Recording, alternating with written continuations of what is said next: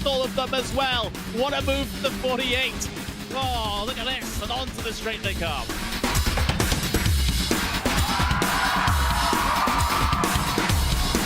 Brilliant move there from the number 40 to make it through. That left-hander sliding up the inside, going up now over Hawthorne Hill, down Pilgrim's Drop, and it's brilliant stuff here at Brands Hatch.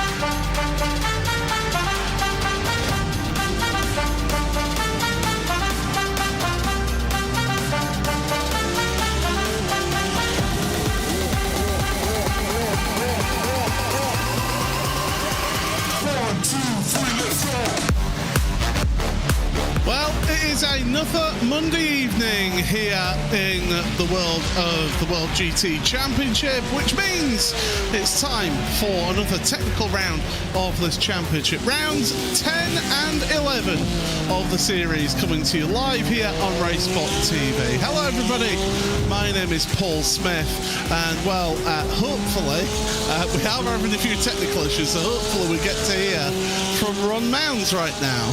Good evening. And we are still having technical issues, it appears, so we shall carry on for now. So it is the Hockenheimring here for rounds number 10 and 11. We started the series back at the Nürburgring in January before we headed to Bathurst, Silverstone, and then we had a little break before we went to Interlagos. Last week we had the first of two endurance rounds at Sebring International Raceway before we're here today at a very damp Hockenheimring for one of our technical rounds. We got a week off next week, and then after that we have Monza before heading to our second endurance round at Road Atlanta. Watkins Glen rounds out the third quarter of the season before Imola, Spa-Francorchamps and the Red Bull Ring finishes off the series in May. So that is how things look in terms of the schedule coming forward. Let's have a look at the standings then. And Pro Championship is led by 50 points By the Grid and Go Esports Italian sensation that is Dino Lombardi. He has got a good point at the front of the field. 50 points clear, though, of former 4-time champion and WSR Esports butt kicker driver Ross McFarlane, with Alexander Davidson not just 20 points back from him. Anders Meyer ahead of James Boumet. They're all within 90 points of the championship leader. Then it's Alex Cohen, Lorenzo Castellani and Alessio Bonino, all 07 racing drivers together. Adam State and Jack Sedgwick round out the top 10. In Pro-Am, it's Adam Watson who leads this championship by 46 points in the Altitude Esports by SimStickers car, ahead of Will Guthrie and Paul Webster, the two Full Tilt Motorsport drivers. Then Jack Osborne, Atomic Esports in 4th, ahead of Nikolai Agard in 5th. Now, they're only 70 points behind Adam, so really close in Pro-Am. Joe Newman ahead of Richard Simner, with Taylor Lane, Dan Blackwell and Andy Shield rounding out your top 10. Then in AM, it is Aidan Carter for Onid Racing, who's leading that championship by 68 points over the Series 1 racing driver of Dan McCauley.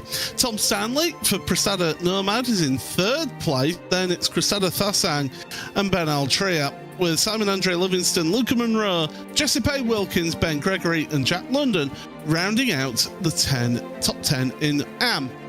The Pro Teams Championship is currently headed by the WSR Esports butt kicker team. 133 points is their lead in the championship over 07 Racing. WSR Next Level Racing is in 3rd, but they're only 39 points clear of Racing Lab Esports Ford. Then Altitude 3M Esports are in 5th, ahead of Full Tilt Motorsport, Atomic Esports, and then it's Altitude Esports by SimStickers, WSR Esports Abruzzi and Hyperion Racing rounding out the top 10. In fact, there's only 10 teams in Pro. There's only 9 teams in Pro-Am, and that's led by Prasada Nomad, who have got an 88-point lead over Series 1 Racing. Then it's Altitude Esports by Mr. Hedge, who are in 3rd, ahead of DCW Racing Blue. Full Tilt Racing are in 5th, ahead of Racing Lab Esports, with Full Tilt Competition, Team Heap Together and Ominous Gaming, and the DCW Racing Yellow rounding out your 9 AM teams. So, as we go through the final few moments of qualifying, Pro qualifying is finishing off, and well, as you can see, it is a very, very soggy Hockenheimring here for us all. Alexander Davidson finishing a lap. He will be able to start another lap if he can, but time is running out for these drivers in these very testing conditions, and hopefully we can say ground control to Ron Mounds. Do you have a copy?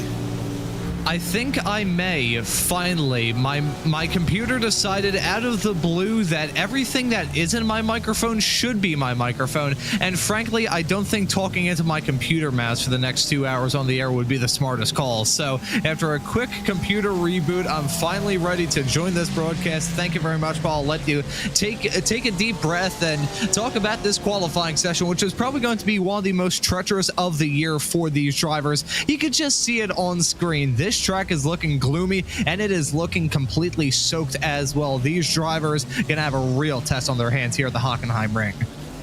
Of course, this is the modern version of the Hockenheimring. The old version was demolished. That would have been, what, back in 2002, 2003, I think it was. And I do miss the old Hockenheimring. The blast down the forest. It wasn't that entertaining in terms of racing, though, but certainly it was something unique in world motorsport. And yes, as one of our fellow producer says in the YouTube chat, it is memorable for Elio Salazar and Nelson Piquet having a fight down at the chicane, the second chicane of the old layout here. But still, 4.57 kilometers, 16 turns here. It's still a tricky track, though, isn't it, Ron? Because you've got a bit of high speed, you've got a bit of medium speed, and we've got the famous stadium section to finish off the circuit as well. Oh, you've got a mix of just about everything there is around the circuit, as much as the reworked version of the Hockenheimring, which, as you said, hasn't been around for terribly long, only 22 years. This track, it's one that I personally like, despite the fact a lot of people like to clown on it. I think it's a really well done circuit. I think had the original feature that they were going to have when they redesigned the track, as Alex Cohen jumps up to third in the dying stages of this qualifying session, they were going to have a small little extension into what is now turn number 2 to have a nice little tribute to Jim Clark. They weren't able to do that, unfortunately, could not get the land, but I think the track layout that they came up with back in the early 2000s was really well done. I always am a fan of driving around this circuit, although maybe I'm just having a very controversial opinion there. Well, it's got its challenges, that is for sure, and we've got plenty of wide open track around the majority of the more modern section, but the older section, it's a bit narrower, it's a bit old school. It's what I like. It punishes you for mistakes as time is running out on qualifying, and 0.02 of a second separate the front 2 of the grid, so that's going to be an intriguing race to watch here in this one. Well, as it is said, it is wetter than an otter's pocket, by Mark Kent in the chat, and I couldn't disagree with that. It is siling it down, as we'd say up here in Yorkshire, and we're getting ready for this session then, and we're going to have a look at the starting grid then. So it is going to be Alex Davidson on pole position here for the WSR Esports Butt Kicker team. Alongside him is Dino Lombardi, with Alex Cohen and Lorenzo Castellani on row number 2. The third row, Daniel Ola and Michael Evdoka rounding out those 5th and 6th spots. Row number 4 then is Anders Meyer and Ross McFarlane, with a newcomer, Marley Joff and Eric Rousseff joining him on the 5th row of the grid. David Baker and Alessio Bonino sharing row number 6. It's the 7th row for Lewis Ward and James Boumé, with Adam State and Jack Sedgwick sharing row number 8. The 9th row, Adam Watson, who I believe is your top Pro-Am. Yes, he is. He's alongside David Mendonca, who again is another one of our new drivers. Nikolai Agard and Joe Newman rounding out the 10th row of the grid, with Will Guthrie and Richard Simner sharing row number 11. Row 12 then for Jonathan Walker and Geraldas Utatas. It's Kevin Simpson, another one of our new drivers on the grid, with Michael Gray sharing that 13th row of the grid. Row 14 is Alessandro Toccio and Aidan Carter, your AM Championship leader, pole position in AM for him. Leo Trikertha and Jack Osborne sharing row number 15. It's the 16th row for Tom Stanley and Drew Fletcher, with Paul Webster and Alpha Firthel on the 17th row of the grid. Ben Altria and Jesse Payne Wilkins on row number 18. It's the 19th row for Tim Perry and Dan McCauley. Row 20, Taylor Lane and Phil Samways. Then it's Ben Gregory and Jack London on row number 21, with the 22nd row of Simon Andre Livingston and Jan-Man Pruis. Alistair Pollock and Stephen Koenig then on the next row number 23, with row 24 of Adam Tompkins and Chris Chatterton. The 25th row is Bobby Thompson and Dan Blackwell, Luca Monroe and Adam Hedgecock. Now, I do believe that Luca is not taking the start, and also not taking the start is Bobby Thompson. So we are a 50-car grid here today. And Ron, I mean, is it just a case of survival for this one in this race? I would say it is very much so a game of survival. To finish first you have to finish. I've read that in a fortune cookie before, and I really think that's something these drivers have to have stapled on their wheels for this race that we have coming up. This is going to be one where these drivers are going to grab a fantastic sense of achievement just making it to the line at the end of this first race of the evening. The best way I could describe it for the drivers that decided not to take the start, there's probably some other reasons as to why they didn't take to the start of this formation lap, but I can best compare it to going to the shops and seeing a massive amount of cars in the parking lot, just saying, you know what, I'm going to hold off on this trip for tomorrow, and then you just drive right back home. That's the best way I can describe what these drivers are probably thinking heading into this race. But some of them, they kind of have their arm twisted into doing this. They want to have a good result in the championship, and they are going to be forcing themselves not just out of their comfort zones, but about as far away from their comfort zone as you could possibly get. We've had very patchy rain falling over the track all the way through practice, but it now seems to be a consistent rainfall. But Alexander Davidson then on the front of the grid, he's got the best place to be here on the grid. He is going early with green flag racing here at Hockenheim for round number 10 of the World GT Championship. Chops across the nose of Dino Lombardi. Now, can everybody get through turn number 1 all cleanly? That's a big question for us in the early going. There's puddles, there's all sorts there, and down the inside for the race lead then Alex Cohen making the move, and Dino Lombardi cutting back. He sees an opportunity as well. There's different lines being taken here. Drivers going on the racing line, off the racing line, searching for some grip out there as Nikolai Agard goes around in the mid-pack. But you can see the spray. You cannot see anything if you're in that mid-pack. Yeah, imagine being a driver running 20th, heading down into the hairpin for the first time in this race. There's only one way that can end for you, and it is going to be in a terrifying way, as that's a spinner on McLaren spun around, spinning through about 800 degrees, nearly ends up backing it into the barrier, gets away with that rather scot-free, if not with a little bit of damage on that race car. I'm surprised that hairpin didn't divulge into absolute pandemonium, and that's a Porsche spun around deep into the gravel. Yeah, that's Will Guthrie off. It was Jesse Payne Wilkins who was spinning like a top down the back section. I cannot think of a worse place. The fastest part of the track, and you're just a passenger at that point, spinning away. But Dino Lombardi then able to get the jump on Alex Davidson after initially dropping down to third place in the turn number 2. Great start though from the rest of the field, apart from those one or two little isolated incidents, although Kevin Simpson off into the gravel. That's at the Sachs curve, so he'll be trying to safely come back onto the track. But end of the lap then, Dino Lombardi leads the race, the Pro Championship leader, by just over 3/4 of a second. It's almost a second of a gap between him and Alex Davidson. Alex Cohen in third, ahead of Castellani, Ola with Evdoka, Meyer, McFarlane and Rousseff, rounding out the top 9. David Baker 10th.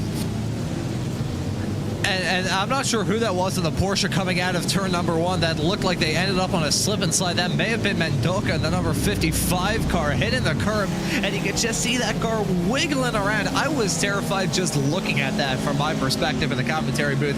Can't even imagine how he felt behind the wheel. But I gotta say, very good start for Dino Lombardi. If we harken our minds back to the last race of the championship, the endurance race at Sebring 1 week ago, he was on the hot seat throughout a decent chunk of that race. He was not comfortable at all. Granted, still being in the race lead, running around this track, and the conditions these drivers find themselves having to deal with, you're not going to be very comfortable, but I think he wants to be on a slightly cooler seat than he was in Central Florida 1 week ago. As we head on to the brakes, Lewis Ward for Series 1 Racing trying to work his way through.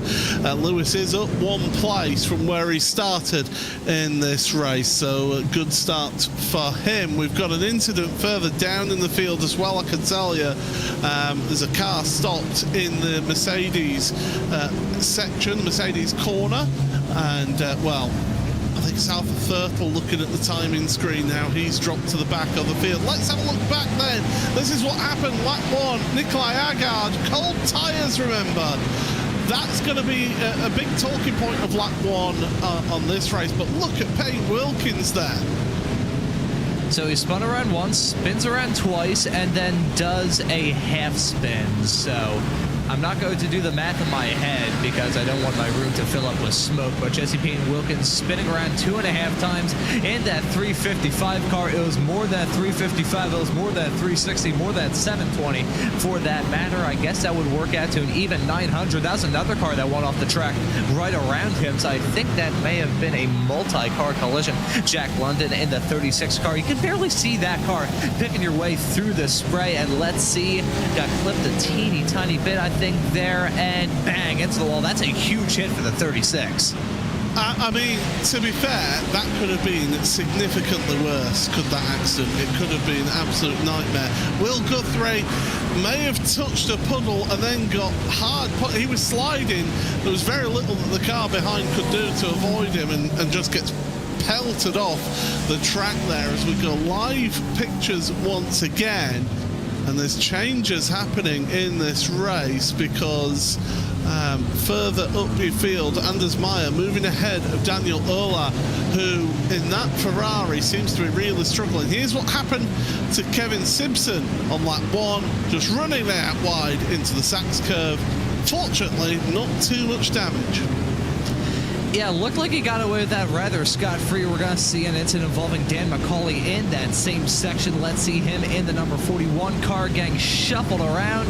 Had a little bit side-to-side contact coming out of the corner and loops him into the area that's usually used around this track for the rallycross layout, as I think James Blume may have had an off-track moment as well in the number 28 car. Here's Arthur Thurtle in the 70 car.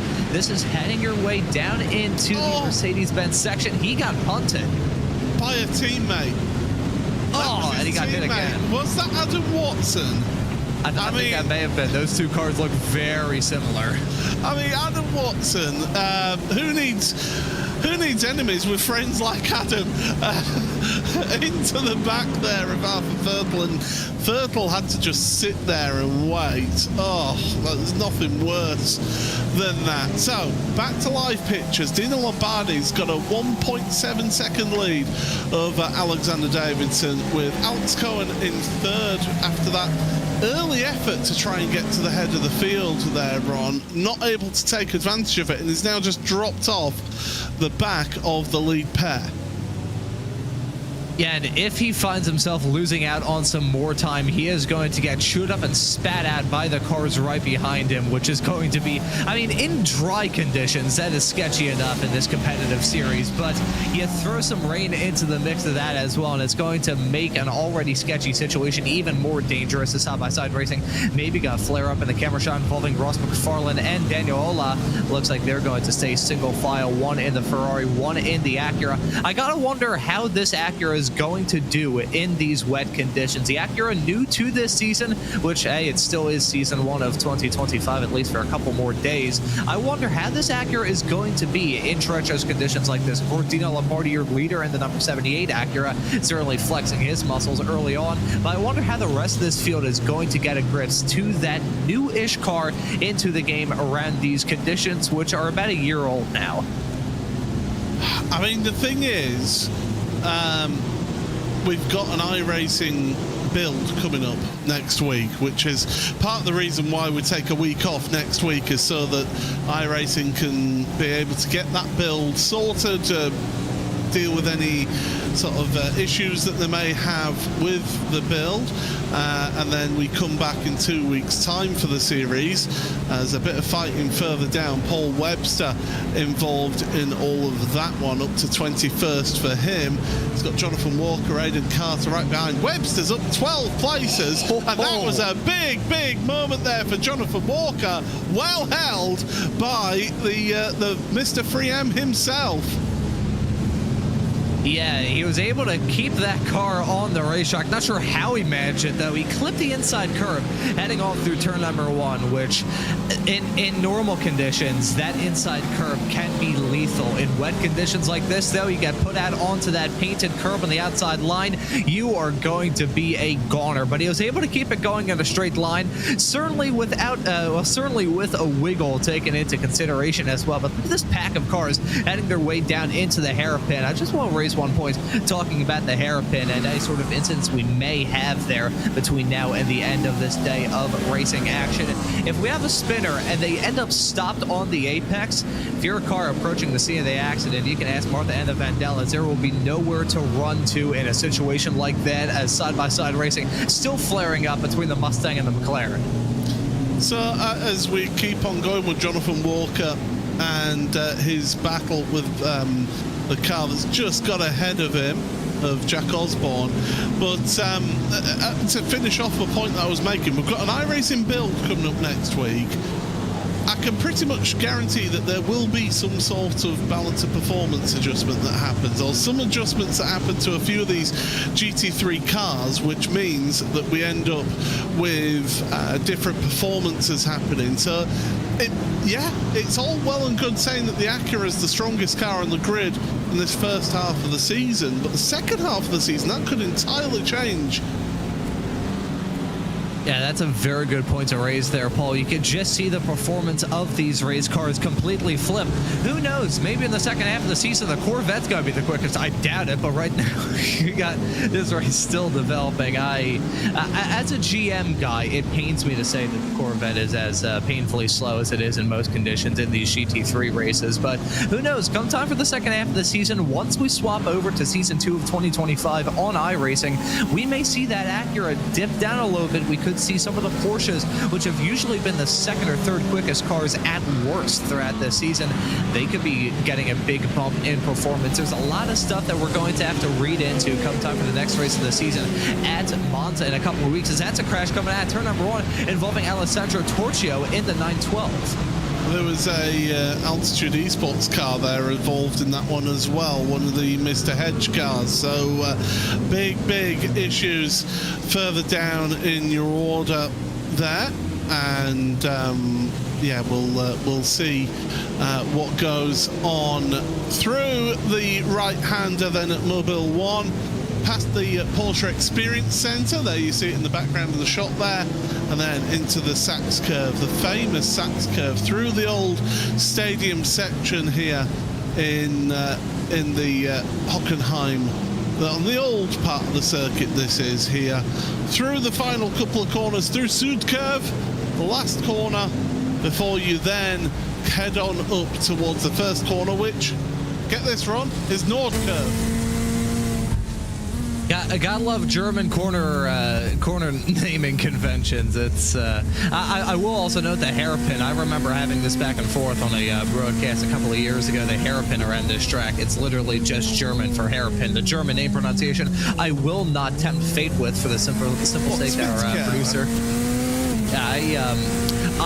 You have more bravery than I do in terms of the German name pronunciations. I have German, like my roots trace back to Germany. My grandfather was born there, and I don't want him rolling in his grave, because I do not want to I don't even want to attempt some of the pronunciations, because I feel like I'm just going to make a fool of myself. So we'll just say I'll give my Americanized pronunciations if I feel so inclined. I certainly learned that lesson after the Interlagos broadcast a couple of weeks ago, where I think we made our producer, Mr. Hugo Luis, cringe in the virtual production hall there. So I'm going to be holding off on the name pronunciations. I'll probably just give the corner numbers, and that's about all. But Paul, if you want to try the other corner name pronunciations, be my guest.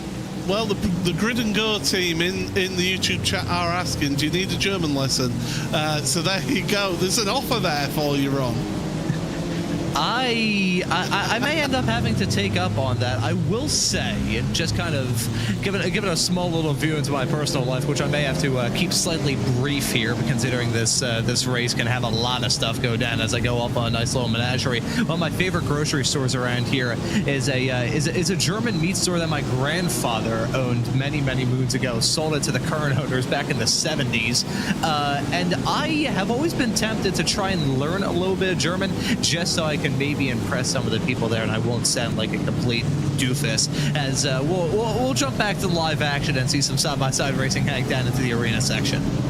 I mean, let's face it, the first time I went to Germany, I managed to find, and this was, as we've got a car going off track there, we'll get off of that tangent. I think it's one of our cars just getting out of the way. That's Leo Tregurtha. He's had travail. In fact, he's got a mechanical warning flag as Leo, so big drama for him. We've got a car spun around. Jack Osborne is off on pit exit, that is, pretty much. And that is possibly one of the worst places to be going off at, because, as you could see, the cars coming round. That's a really fast corner, and he lost it midway through the corner. Yeah, I wonder if he lost it on the curb or whether or not he just lost it, period. But either way, Jack Osborne finding himself in the worst, most precarious position that you could possibly imagine. At that point, you may as well tow, because you're going to be stopped there for about 50,000 years waiting to find any sort of gap to try and get it spun back around in the right direction. I believe he's still out there on the racetrack. He's probably waited so long that his hair has turned gray, waiting for all the cars to buzz by him and to finally rejoin the race. But a small little mistake heading through turn number 1. Not the first off-track moment we've seen heading through that section, and I think it's certainly not going to be the last. Can I just recommend, by the way, all the German that you need to know is Sprachen Sie English? There you go. Do you speak English? There we go. That's saved me on many occasions when I've had trips out to Germany. Anyway, back to the action, because we've got just under, should I say, half of the race remaining. So we've had half the race go, and we've got half the race yet to come. It is Dino Lombardi who's leading, but that gap has come down a little bit with Alexander Davidson. So 1.4 seconds is the gap between the two of them. Is that accurate? Maybe using up its wet tyres a little bit more than the Porsche. We'll have to wait and see. In fact, that gap has come way down, has it? The timing tower is giving us a little bit of false information there, a bit of false hope for us, but it's down to 1.1 seconds is that gap at the lead. Alex Cohen still in third place as Adam Watson makes a move for 13th. He's got Adam State with him, who's fighting back in that WSR Esports car through the right-hander and then onto the brakes into the Mercedes corner. And Watson's still holding that inside line. Does mean that he's on the racing line, which is a bit slippier out there. I can tell you the top Pro-Am right now on track is Adam Watson. Then the next best Pro-Am is Joe Newman, who's in 17th place, and David Mendonca, one of our newcomers today, in 18th place. They're your Pro-Ams. In your AM category, we have got Aidan Carter, who's leading that one as Adam State off in the kitty litter at the Sachs curve. At that Lewis Ward there, sorry, off at the Sachs curve. Yeah, Aidan Carter is your AM leader in 23rd, ahead of Ben Altria in 24th, and Drew Fletcher in 26th. But the driver's still finding this track extremely difficult to run around as Lewis actually comes onto pit road. Yeah, that was a very comedic camera shot. We just saw him rejoin the racetrack, and I was just here pointing on my screen being like, where did he come from? He just like phased through the barrier or something like that. But there was the off-track moment for Lewis Ward. Not sure exactly what went wrong for him, but he has come into the pits in this race, which only has 12 and a half minutes left to go. Man, this first race of the evening has really flown by. At least it has for us in the commentary booth. I'm sure for these drivers, considering the amount of sketchy moments all of them have probably had, it's probably felt like the longest race of the year. As we're still having people having issues out there on track. I can see Simon Andrea Livingston on my track map showing us stood still on the exit of turn 1, so drama, and here we go. I have a funny feeling Mustang into turn 1 does not compute, and around it goes. Just simply looping it around. That's not an ideal moment to have at all. And I gotta say one thing, talking about these cars running around this racetrack, maybe I'm a bit biased because I'm more of an open wheel guy than a sports car guy, but some of these cars have just been skating around this track like a declawed cat trying to climb up an igloo. I think that was Jack Sedgwick, who ran wide a couple of moments ago heading into the arena section. He hit that curb, and then as soon as that happened, it was like he was on a water slide. Yeah, it's those painted surfaces you definitely want to keep off of, but also there's puddles right on the edges of the track as well, which you've got to avoid here. So you've got to be careful with how things go. Now, you heard the thunderous noise of a V8. That's Anders Meyer in that Mustang. Speaking to Peter Mackay last week, he was out at the Rolex 24 Hours this year working for IMSA Radio, and he was saying that the Mustangs, when they're going around Daytona in the 24 Hours, it sounds exactly like a NASCAR going around there. I gotta love the engine notes in some of these race cars. I unfortunately have not gotten the opportunity to listen to a modern NASCAR race car or any GT3s for that matter. The only sort of experience I've got is those old NASCARs that they use every now and then for like people to just get in and drive at Pocono Raceway up there in northern PA, up in the Pocono Mountains. That is always an experience because those cars sound thunderous, even though they probably developed like 200 horsepower with how many modifications they've had to make to that motor, put a governor in it, and just basically make those motors about as powerful as one you'd see in like on a baseline Honda Civic or something like that. Those cars still sound so loud and so good. Always love a V8 rumble, and those Mustangs, absolutely beautiful. As we go on board with the AM leader, Aidan Carter, right now. He is currently finding himself in 21st place, ahead of Michael Gray. Now, Michael Gray is legitimately a race winner in this series, so he's really struggling in that McLaren. And I was looking in the virtual paddock earlier on in practice. The McLaren drivers were all complaining, saying that the McLaren is not the car to have here in the wet conditions. So some cars favouring the conditions more than others. And there you see Michael Gray, 22nd. We know he's got the pace to win races. It's just here today, right now. This car combination with the track, it does not suit these conditions. Whoa! Right, as I say that, curse of the commentator. I've done it again. I've had the recent history of broadcasts. I've given the curse of a commentator so many times. Oh, as we nearly just saw some three-wide action hang down into turn number 2.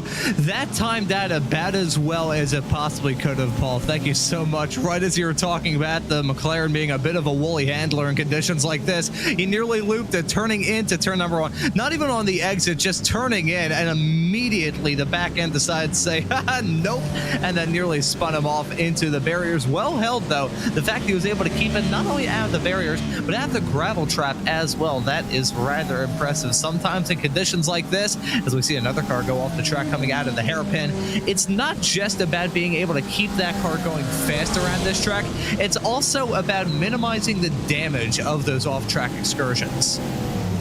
And you've also got to minimize the number of instant points that accumulate here, because once you hit 16 instant points, that's 1-6. There's a bit of hip check there by Taylor Lane on Michael Gray. Michael Gray's giving it now on the next car coming through. That's Lewis Ward, who's trying to recover from that off-track excursion at this very corner that they're coming up to. And again, Gray going wide onto the curb, getting all sorts of out of shape, but keeping it on track for now.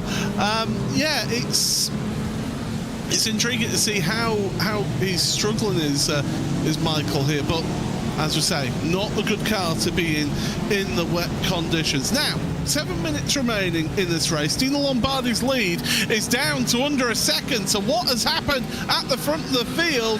Well, Alexander Davidson has caught right up. He was over a second and a half behind a lap ago. There must have been a mistake. It was either that, or I'm going to go back to a point that you raised earlier on in this broadcast, Paul, talking about the tire management of these wet tires. I wonder if that Acura burnt them off a little bit too quickly, and that Porsche of Davidson has been able to keep those tires under. And one thing to raise about wet tires, they are far softer than their dry competitors. They are really, really gooey when you get them nice and hot around a racetrack like this, which certainly all these tires, despite the cool and wet conditions, like quite warm.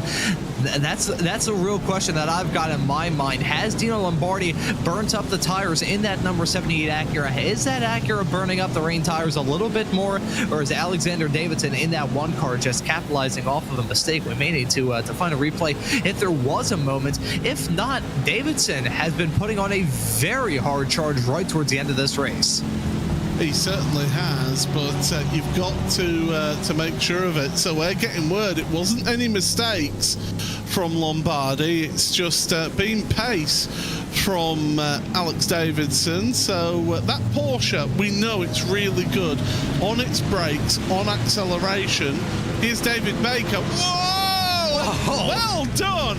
Watching his mirrors there. That's got to be Adam Watson. Incredible. He's lost a couple of places as Watson, but that is some true heads-up driving right there, and David Baker able to carry on as well. Yeah, he may have lost out on a couple of positions, but he didn't lose any body parts off his race car, and frankly himself. That would have been a big crash heading down into the stadium section if there was car-to-car contact. Well held there. I was fully expecting that to turn into a round of bowling. Let's take a look at a replay of this. Whoa, that had to have been a matter of inches between those two cars. Adam Watson, the 291 driver, has to go out and buy a lottery ticket after this, because that, I don't think those two drivers would be able to replicate that moment if he gave them a million opportunities. Well, he's still out there on track. That's the important thing, and he is the Pro-Am Championship leader by 46 points, and that's not by accident either. Will Guthrie, remember, has had an awful race in this opening race as far as I recall. I'm just looking through my timing screen for where Will is. He's 32nd right now. So Will Guthrie, second in Pro-Am, is having an awful day at the office. Paul Webster's had to work his way through up into 20th. So in terms of Pro-Am, it's Adam Watson with a good haul of points so far. Yeah, and it would have been it would have been so unfortunate for him if he got a piece of that action. But despite the fact he lost out on a couple of positions overall, he still finds himself in that catbird seat, the lead in Pro-Am, with only a couple of laps left to go as well, Paul. And I gotta wonder how these final few laps of this race are going to go. Are we going to see a fight between Dino Lombardi and Alexander Davidson? Not sure if we will see one at the present moment, on account of the fact the gap has ballooned out a teeny tiny bit. And how exactly are these drivers going to manage the final few laps of this race? Are they going to push it even more, or are they going to say, look, we've made it this far, I've got a clean race car, I just want to see that checkered flag? Don't forget, this is just the first of two races here tonight. We've got a 1 hour race coming up after this one with a grid inversion decided by the spin of a wheel. Ross McFarlane trying to move forward, and Anders Meyer is alongside him as they're going through towards the right-hander kink. It's normally a flat-out corner, that. Not in the rain, it isn't. Anders Meyer's not giving this one up without a fight, but Ross McFarlane on that outside line gets the better traction and gets the place. Good move from Ross. And credit where credit's due to Anders Meyer, the fact he was able to stay alongside for as long as he did. Most drivers will probably backed out of it heading through the kink into the arena section, but he was like, you know what? No, I'm going to stick around the outside. He even hit the curb and was able to keep it going. Not sure if he would want to do that again, because that was probably very sketchy, as I think a driver just went off the track heading through the stadium section a couple of moments before. You could see some new tire tracks heading through the gravel trap. But credit where credit is due to Anders Meyer in that number 20 Mustang. The fact he was able to keep it alongside, ended up losing that spot to Ross McFarlane, but he gave it the old try to try and hang on to that position, and credit where credit is due to the man. The fact he was able to stick alongside for as long as he did. We're at the 2-minute warning here. Dino Lombardi, 1.3 seconds. He's pulled that gap out again. of Alex Davidson. Alex Cohen is in a world of his own. He's got nobody in front of him, really, and then nobody really behind him either. Lorenzo Castellani in fourth ahead of Michael Evdoka. And this battle that we've been watching, Evdoka, they see Ross McFarlane, and then behind them, Anders Meyer. Bit of a gap back to Daniel Erlach, with Eric Rousseff and Jack Sedgwick rounding out your top 10. As we mentioned, Adam Watson is your lead in Pro-Am, with Joe Newman in 16th place, second in Pro-Am. David Mendonca, what a start to his career here in the World GT Championship. Some of the worst conditions that we've seen so far in this series. Then, in AM, it is Aidan Carter who leads AM, ahead of Ben Altria, with Drew Fletcher third place in AM. And we've got some side-by-side action because Aidan Carter wants to get into that top 10. Can he get a hold on that one? He's around the outside. Ooh. In fact, too wide. Hit the curb. Yeah, hit the curb and hit the painted line on the outside. You could just see that car skidding, heading down into the braking zone. I look at the car doing that, and I get the feeling that I usually have whenever I'm in a situation like that. That car just skidding around, having a saw at the wheel, being like, I have no idea how this is going to end.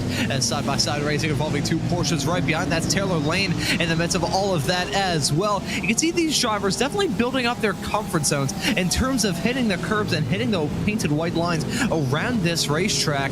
These drivers have certainly got accustomed to these conditions, and what a time to do it. It's like, yeah, I'm finally feeling confident in the way my car is driving in conditions like this. What do you mean the checkered flag's coming out soon? Well, there we see Taylor Lane giving us a view of the action from his, what it looks like is a shed that he's in. It certainly looks like it from what we can see of that camera angle, but yeah, certainly Taylor Lane. Oh, avoiding some cars in the middle of the track through the penultimate corner. And a big sigh of relief from him. But I tell you what, somebody who is enjoying life right now, he's had the best view of all the drivers here today. Dino Lombardi, after taking the lead on lap number 1, had to fight for that, it must be said. And then the Grid & Go esports driver pulling away at the front. Had a little bit of a challenge from Alex Davidson midway through the race, but has been able to manage that gap at the front. We're heading in towards the end of the lap. Through the Sachs curve they go. This banked left-hander through a little nothing chicane in the dry. Be tricky in the wet here. And then penultimate corner before the Sud curve. And Dino Lombardi, Grid & Go Esports, for round number 10 of the World GT Championship, is a race winner once again here today. In second place then, it's Alex Davidson and Alex Cohen. Ron coming home in third, but Adam Watson, I think, is the luckiest man on track because he still holds that Pro-Am lead. He's still holding on to that Pro-Am lead, and if he can just keep it going in a straight line through these final few corners, that win in the Pro-Am class is going to be his. That Altitude Esports 291 Porsche nearly ended up in the barrier a couple of moments ago, but thanks to some very clever racing and keeping a keen eye on those rear view mirrors, he's going to be able to grab the Pro-Am win, flashing the headlights. That's a victory for him. And talk about this Aidan Carter in that number 43 Corvette. He's playing me like a fiddle after I kind of trashed on the Corvette earlier on in this broadcast. Clearly doing wonders in that number 43 car in these wet conditions. He's going to grab the win in the AM category. I gotta say, credit where credit is due to the drivers that are taking the checkered flag, because it was not an easy feat to get there. Yeah, certainly a little bit of a race of attrition for a number of drivers out there. Across the line, side by side. That was down for 26th. That was Kevin Simpson, who we saw off in the gravel earlier on. Tom Stanley as well was the other one in that. And that could have ended in disaster for those two drivers if they came to blows. Side-by-side racing in a race like that is truly terrifying. And considering how close quarter some of those battles were as well, even with the wet conditions, they weren't thinking, oh yeah, let's take it a little bit easy. Let's have a couple of feet separating each other. No, they were still covered by like 6 inches heading through the corner side-by-side like 100 miles an hour and soaking wet. No big deal. I don't think these drivers have any sort of fear. That is something I've been able to pick up thus far in my time in the series. As we go for the spin of the wheel to decide who is going to be on pole position. Spin, spin, spin the reverse grid wheel. And we are going to see 25. 25 is going to be the reverse grid. So let's take you through your results. Dino Lombardi is your winner for Grid and Go Esports by just over a second ahead of the WSR Esports butt kicker driver of Alexander Davidson. 07 Racing's Alex Cohen had the lead for several yards on lap number 1, but ended up in 3rd place ahead of his teammate Lorenzo Castellani. Michael Avdoka 5th ahead of Ross McFarlane, and Asmaya Ola Daniel and Eric Rousseff, with Jack Sedgwick rounding out your top 10. Then in 11th place, it's Adam State. And then the top Pro-Am, Adam Watson, 12th place for the Altitude Esports by SimStickers team, ahead of Marley Joff. Not a bad start to his World GT Championship career, ahead of Alicia Bonino. David Baker, who had that big moment with Adam Watson. Then Joe Newman for Atomic Esports, 2nd in Pro-Am, 16th overall, ahead of the 3rd place Pro-Am driver of David Mendonca for the Solpac Precision Racing team. Heraldus Utilitas is in 18th, ahead of Richard Simner. And then your top Am for Unid Racing, Aidan Carter, your Am Championship leader, finishes 20th place. Paul Webster, 21st. He gained 12 places ahead of Taylor Lane, who gained 17 places in that race. Lewis Ward in 23rd, and then it's Ben Altria, 2nd place in AM, 24th overall. Just about 6 seconds ahead of Drew Fletcher, who finished 3rd in AM for Series 1 racing. Then Kevin Simpson ahead of Tom Stanley, with James Boumet down there, way down the order in 28th ahead of Alessandra Toccio and Jonathan Walker. Will Guthrie then in 31st ahead of Ben Gregory and Chris Chatterton. Nikolai Agard and Alistair Pollock then on the next two, with Dan McCauley, Yaman Pruis, Stephen Koenig and Arthur Fertel, who was in the wars in that race, the last on the lead lap. Phil Samways 1 lap down in 40th place, along with Jack Osborne, Dan Blackwell, Adam Hedgecock and Simon Andre Livingston. Drivers who did not finish are Michael Gray, Adam Tompkins, Leo Tregurtha, Tim Perry, Jack London and Jesse Payne Wilkins. Bobby Thompson and Luca Monroe did not take the race start, with Alex Davidson getting the fastest lap on lap 17.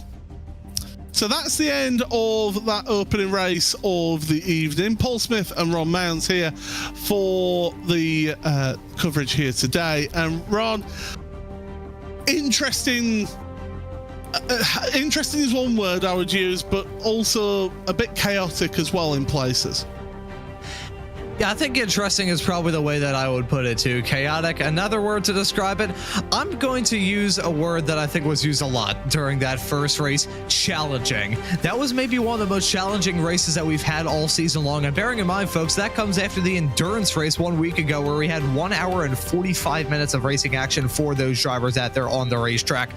That was super sketchy around a track where, as much as there is a lot of runoff area, you still don't want to have an off-track excursion. So really good drive from the drivers just to be able to keep it on the road, and certainly an excellent drive for some of our winners in the classes. Yeah, absolutely. Some really good drives out there. And I will say, big respect to Taylor Lane. 17 places gained from, where did he start? 39th he started. So tremendous effort from Taylor to come up through the field. And it seems to be that some drivers seem to enjoy these wet conditions. Others absolutely hate it. I'm going to pull a little bit of experience from my own karting days. I didn't get a chance to drive in wet conditions until about 2016. And when I did, my dad described me as a mudder. He always said, "You're just too good in the rain. I don't know what it is." And even today, whenever I'm driving on iRacing, I absolutely love driving in wet conditions. Is it challenging? Yes. Can it be very frustrating if you have a series of mistakes? Also, yes. But I don't know what it is. Some drivers just have like some sort of chemical imbalance in their brain that makes it that they really enjoy driving in these wet conditions. And for that driver to cut their way through the field like a hot knife through butter like that, well, it's 17 positions gained from 39th on the grid, spending a lot of that race in the midfield too, dealing with a lot of spray at the start. That is a really impressive drive. Yeah, absolutely. Well, we've got a 1 hour race coming up next. We had the biggest numbered reverse grid drawn in 25. There are 2 full reverse grids on the options list, but it's the biggest numbered reverse grid draw, which means that Drew Fletcher is going to be starting on pole position, Ben Altria alongside him. This is giving a great opportunity to 2 of our AM competitors of getting a really good result here today. Oh, if they're able to keep on to that spot and be able to finish this second race that we have coming up in either first or second, that would be a huge points day for those drivers. One thing to always raise when it comes to these grid swaps that we have in these technical rounds is the fact that it gives those Pro-Am and Am drivers a really good opportunity to score some fantastic points, which in those class championship battles can make a huge difference come time for season's end. So I'm really going to be keeping my tabs on those AM competitors and also the Pro-Am drivers that will find themselves making their way up the running order a little bit. Well, we've got all of that to come forward and look forward to, but right now we're going to go step aside for just a few moments. Stick around though, because we've got a 1 hour race coming up for you here in the World GT Championship.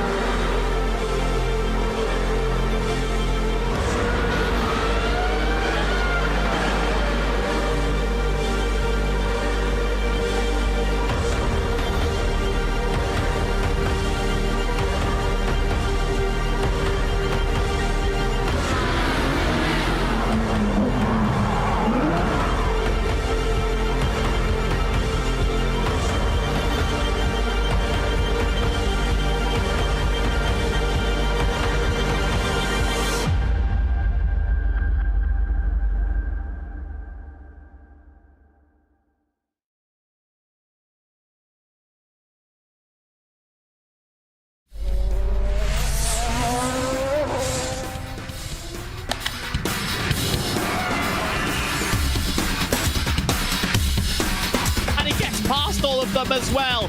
What a move to the 48. Oh, look at this. And onto the straight they come.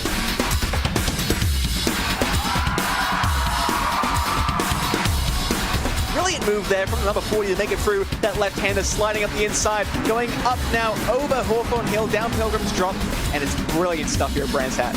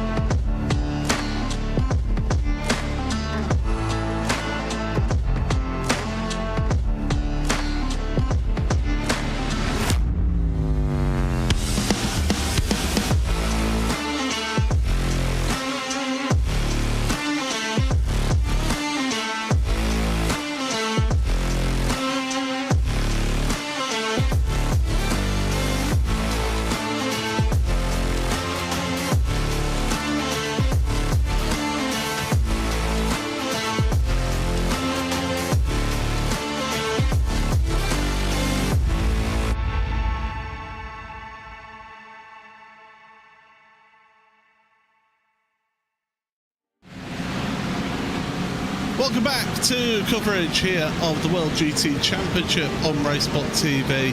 Pleasure to have you all along joining us here today.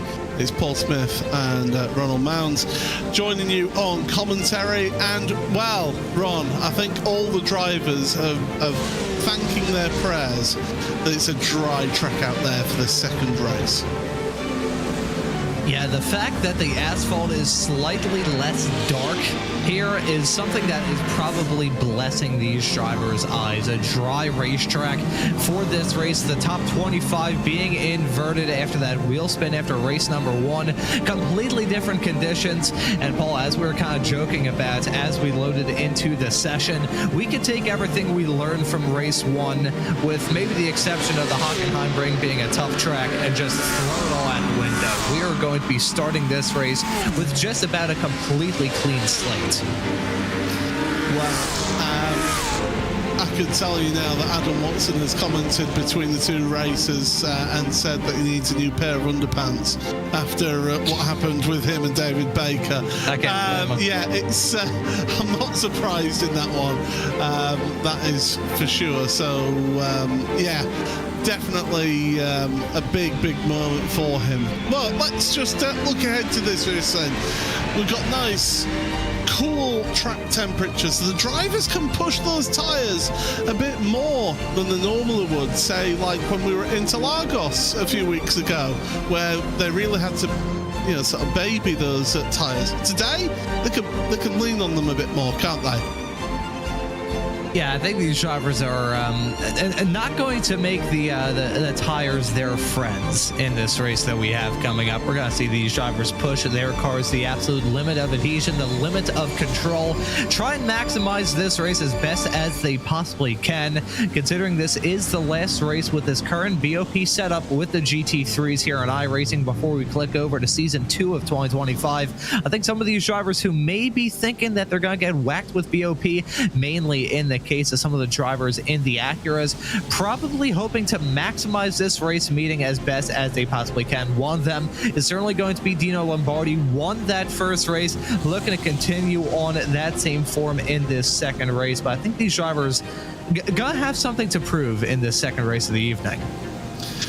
Dino Lombardi, we've seen in previous races where there's been a big reverse grid, has been able to cut through the traffic to a similar extent to people like Alex Davidson and Ross McFarlane. They seem to have this real knack of just knowing where and when to make those moves and to cut through the traffic. And Dino's really taken to this series. Some pro drivers, they really struggle to get to grips with this series, how there is such a big, wide spectrum of driver ability out there on track. He's really taken to it, though. I'm really pleased that he's been able to do that. Now, Lombardi has been a fantastic driver to follow all throughout this season. He has taken to this series like a duck in water. That we should have used that during the first half of this broadcast, Paul. We should have used that saying. I like how it pops into my mind right as this track is finally dry. But Lombardi has been a brilliant driver to follow ever since the drop of the green flag and the opening race of this season. Lombardi is quick. He has proved that for sure. That number 78 car has been a consistent force to be reckoned with. And I'm sure in this race that we have coming up in the second half of this season, he is going to look to continue on that same form. Yeah, let's not forget Dino Lombardi, winner last week at Sebring, a winner at Interlagos, double winner at Interlagos, so that's now 4 race wins on the bounce. He also won in the opening race at Bathurst. He also won in the opening round of the championship at the Nürburgring. He's got 6 wins to his name so far this season. It'll be interesting to see how we get on for this race here today. Right, well, we have got a couple of minutes to go through this 50-car grid, so let's take you through it. And it's 2 AMs on the front row of the grid. Drew Fletcher for Series 1 Racing. Alongside him is Ben Altria in that full-tilt V Motorsport car. Lewis Ward in row number 2 with Taylor Lane, with Paul Webster and Aidan Carter sharing the 3rd row of the grid. There were some big movers out of there, so watch out for them as well. Richard Simner and Haraldas Jutautas rounds out row number 4. The 5th row, David Mondoka and Joe Newman rounding out that 5th row. 6th row for David Baker and Alicia Bonino. Row number 7 then for Marley Joff and Adam Watson. Adam Sate and Jack Sedgwick sharing the 8th row of the grid with Eric Rousseff and Daniel Ola alongside him. The 10th row of the grid then is Anders Meyer and Ross McFarlane with Michael Avdoka, Lorenzo Castellani on the 11th row of the grid, Alex Cohen and Alexander Davidson on row number 12. The 13th row, Dino Lombardi, race winner last in the opening race of the evening. And then everyone's where they finished. Kevin Simpson ahead of Tom Stanley and James Boumé, who's on row number 14. Look for him moving through. 15th row, Alessandro Toccio and Jonathan Walker. Then it's the next row 16 for Will Guthrie and Ben Gregory, with row number 17 of Chris Chatterton and Nikolai Agard. Again, another driver to look out for. Alistair Pollock and Dan McCauley then on row number 18, with the 19th row of the two teammates, Yaman Pruss and Stephen Koenig. Arthur Fertel and Phil Samways then sharing the 20th row of the grid, with row 21 of Jack Osborne and Dan Blackwell. Row 22 for Adam Hedgecock and Simon Andre Livingston, with Michael Gray and Adam Tompkins on the 23rd row of the grid. Row 24 for Leo Tregurtha and Tim Perry. And then the final row of the grid, Jack London and Jesse Payne Wilkins rounds out your 50-car grid. It's a lot to get through, but we got through it, and thankfully we had 2 minutes to do that. Conditions, nicely, mostly cloudy, 22 degrees Celsius on the track, and we're all set then for the second race, round 11 of this championship. We're reaching the halfway point of the series, Ron. How important is it for anybody who's maybe not had the best start to just get a good result here in this last race of the first half of the season? In a series that's as competitive as this one is, having that good frame of mind is super important in a series like this, whether you're contending for a championship or just trying to get the best result that you can come time for the end of this season. So I think these drivers heading into this final race of the first half really got to wonder, okay, how has this season gone for me thus far? What result would make me happy and make me confident heading into the second half of this season? There's going to be a lot that will ride on these drivers' minds. Some looking for wins, others looking for just an okay result, others certainly looking not get struck by falling anvil in this race that we have coming up. There's a lot of different agendas that these drivers have, but they all have one goal in mind, and that is to achieve their target. Arthur Fertel has had issues out there, and he's got stuck out on track. He's got going again, but the drivers are heading out of the final corner of the Sud Curve, and we are going to go green flag racing then. We're underway here in the World GT Championship into the Nord Curve for the first time in this 1 hour race. Round number 11, oh, car flying off into the corner. That's a Ben Altria off into the wall. Massive damage to his Acura. In towards turn number 1. Drew Fletcher and Lewis Ward sharing the lead at the front here, but Altria, well, he started on the front row of the grid. Not anymore. He's having to park the car in the pits. From the front row of the grid to having to use all the rows of tire barriers on the outside of turn number 1. That was a disastrous start for him. May need to load up a replay in the not too far off future, but there's more shenanigans a little bit farther in the back. That's one of the Lamborghinis going off the track, I believe, coming out of turn number 3. Look at that field, though, heading down into the hairpin. A big stack up on the inside line. Turned into a parking lot a couple of moments ago. It has turned into a parking lot. Someone spun around. I think that may be a pileup. I think everyone negotiated that somewhat clean, but certainly the hairpin causing some trouble for these drivers. Yeah, Dino Lombardi got caught up a little bit at the hairpin as we go through, and then towards the old stadium section then. So Drew Fletcher ahead of Lewis Ward. Aidan Carter in third place has gained 3 places at the start of this race as the AM leader. So a good start for them.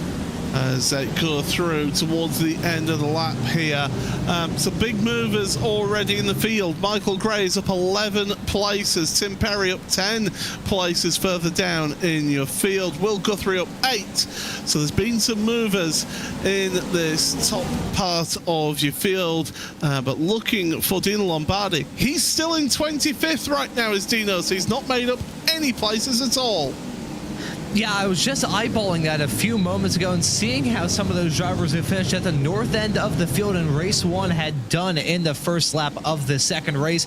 Lombardi not making up any moves, and I gotta wonder what's the reason for that. Is he not confident in the way his car is driving? Is he deciding to just try and keep it clean, thinking, hey, I've got a very fast car and I've got the opportunity to do well in this race? The only thing that could sideline that opportunity to win this second race and go 2 for 2 tonight is getting involved in a silly incident at the start of this race. Maybe that could be the reason why, potentially, but either way, not a good start for him, and certainly not a good start. Look at that, and bang, into the wall. That was a huge hit for Altria. That's what happens when you hit that inside curb. Leo Tregurtha went for a wild ride. You're absolutely right, out of turns 3 and 4 into the Parabolica. And, well, let's have a look. I don't say, oh dear. Oh, is that compatriots? No, it's Audi Simsport and the Altitude Esports Mr. Hedge car. Nikolai Agard, something happened to him down at the hairpin. So this is the car that you saw spun towards the back of the field.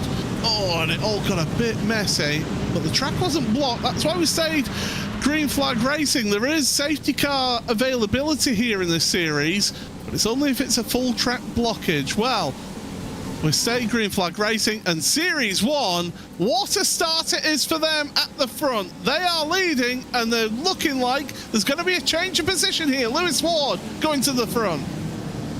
And Lewis Ward, oh, look at that, the dive from Aiden Carter. Holy cow, where did he come from?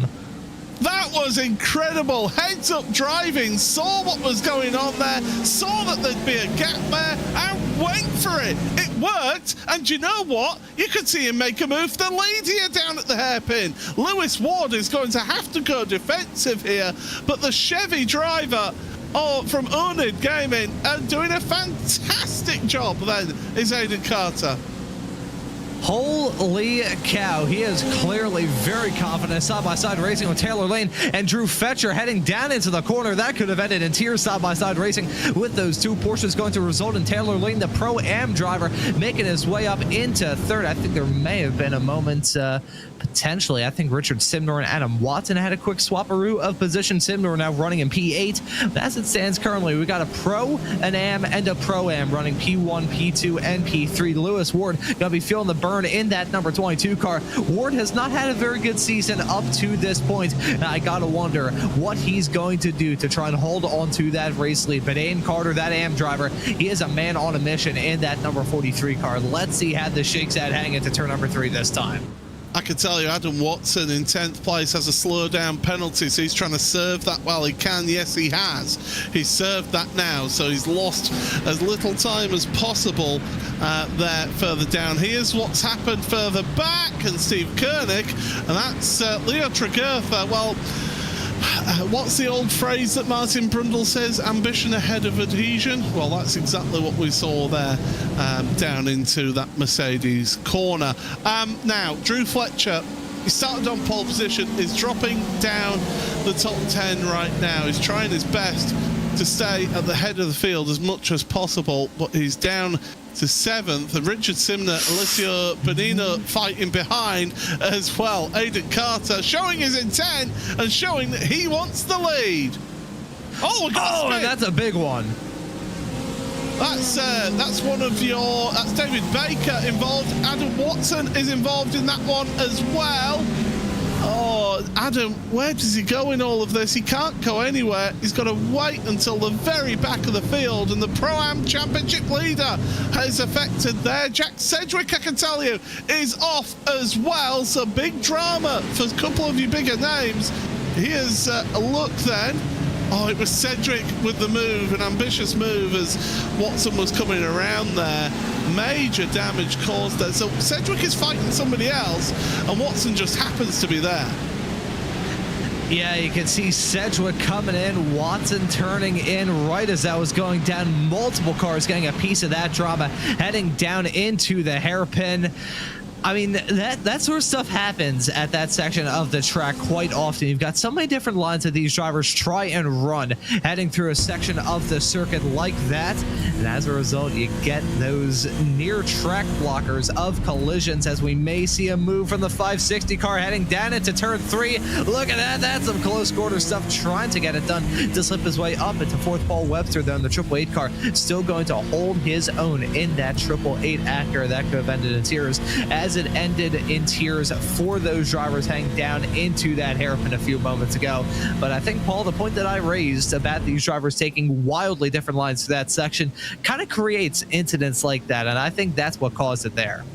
And there you go, you see Drew Fletcher trying his best to hold on, but Mendonca going through, and now Richard Simner is trying to follow in that Mustang, the big DCW racing car, and gets himself chops off the nose of Drew Fletcher.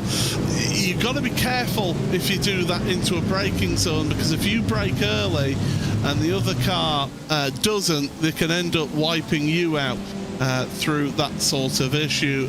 Marley Joff, by the way, now the latest one, trying to work his way past Drew Fletcher, and Joff, new to the series this evening, and getting acclimatized very quickly here in the early going, just outside of the top 10 in race number 1, into 9th right now for race number 2.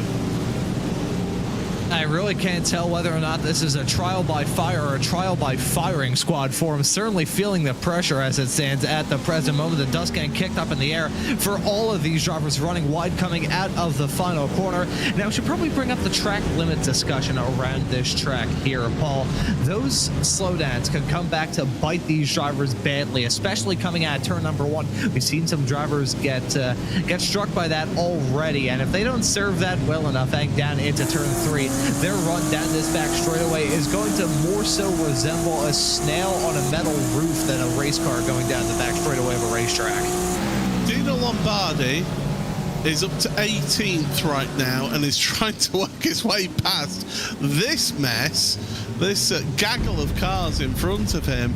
Onto the brakes, into the hairpin. Oh, he's trying to follow James Boumé and Ross McFarlane. Boumé is on a charge. He started 28th in this race. He's up 13 places already in this one. Sensational stuff that he's been able to get ahead of both McFarlane and Lombardi here in this one. Yeah, look at this. Oh, contact being made coming out of the corner. That's going to spin one of them around. That right there, I think, was the Mustang getting caught out and all of that. You can see the front bumper now missing off the Ferrari a little bit farther in the back. A shot side by side racing. Lombardi trying to get some moves on a car going off the track right in front of them. This battle has broken out into pure unbridled madness. Multiple cars banging doors, banging wheels, and banging into each other. Someone got spun around. Someone lost their front bumper. And Lombardi making up some moves in the midst of all that drama. Let's take a look at the replay to see a moto involving Jack Osborne in the 91 car, and pop, he goes around. Yeah, that's a Series 1 car. I believe that's Dan McCauley, who's not had a good round this round of the championship. And this is the one, Joe Newman, and it's Daniel Ola, should I say, down the inside. And James Boumé then is there, and then just, Daniel.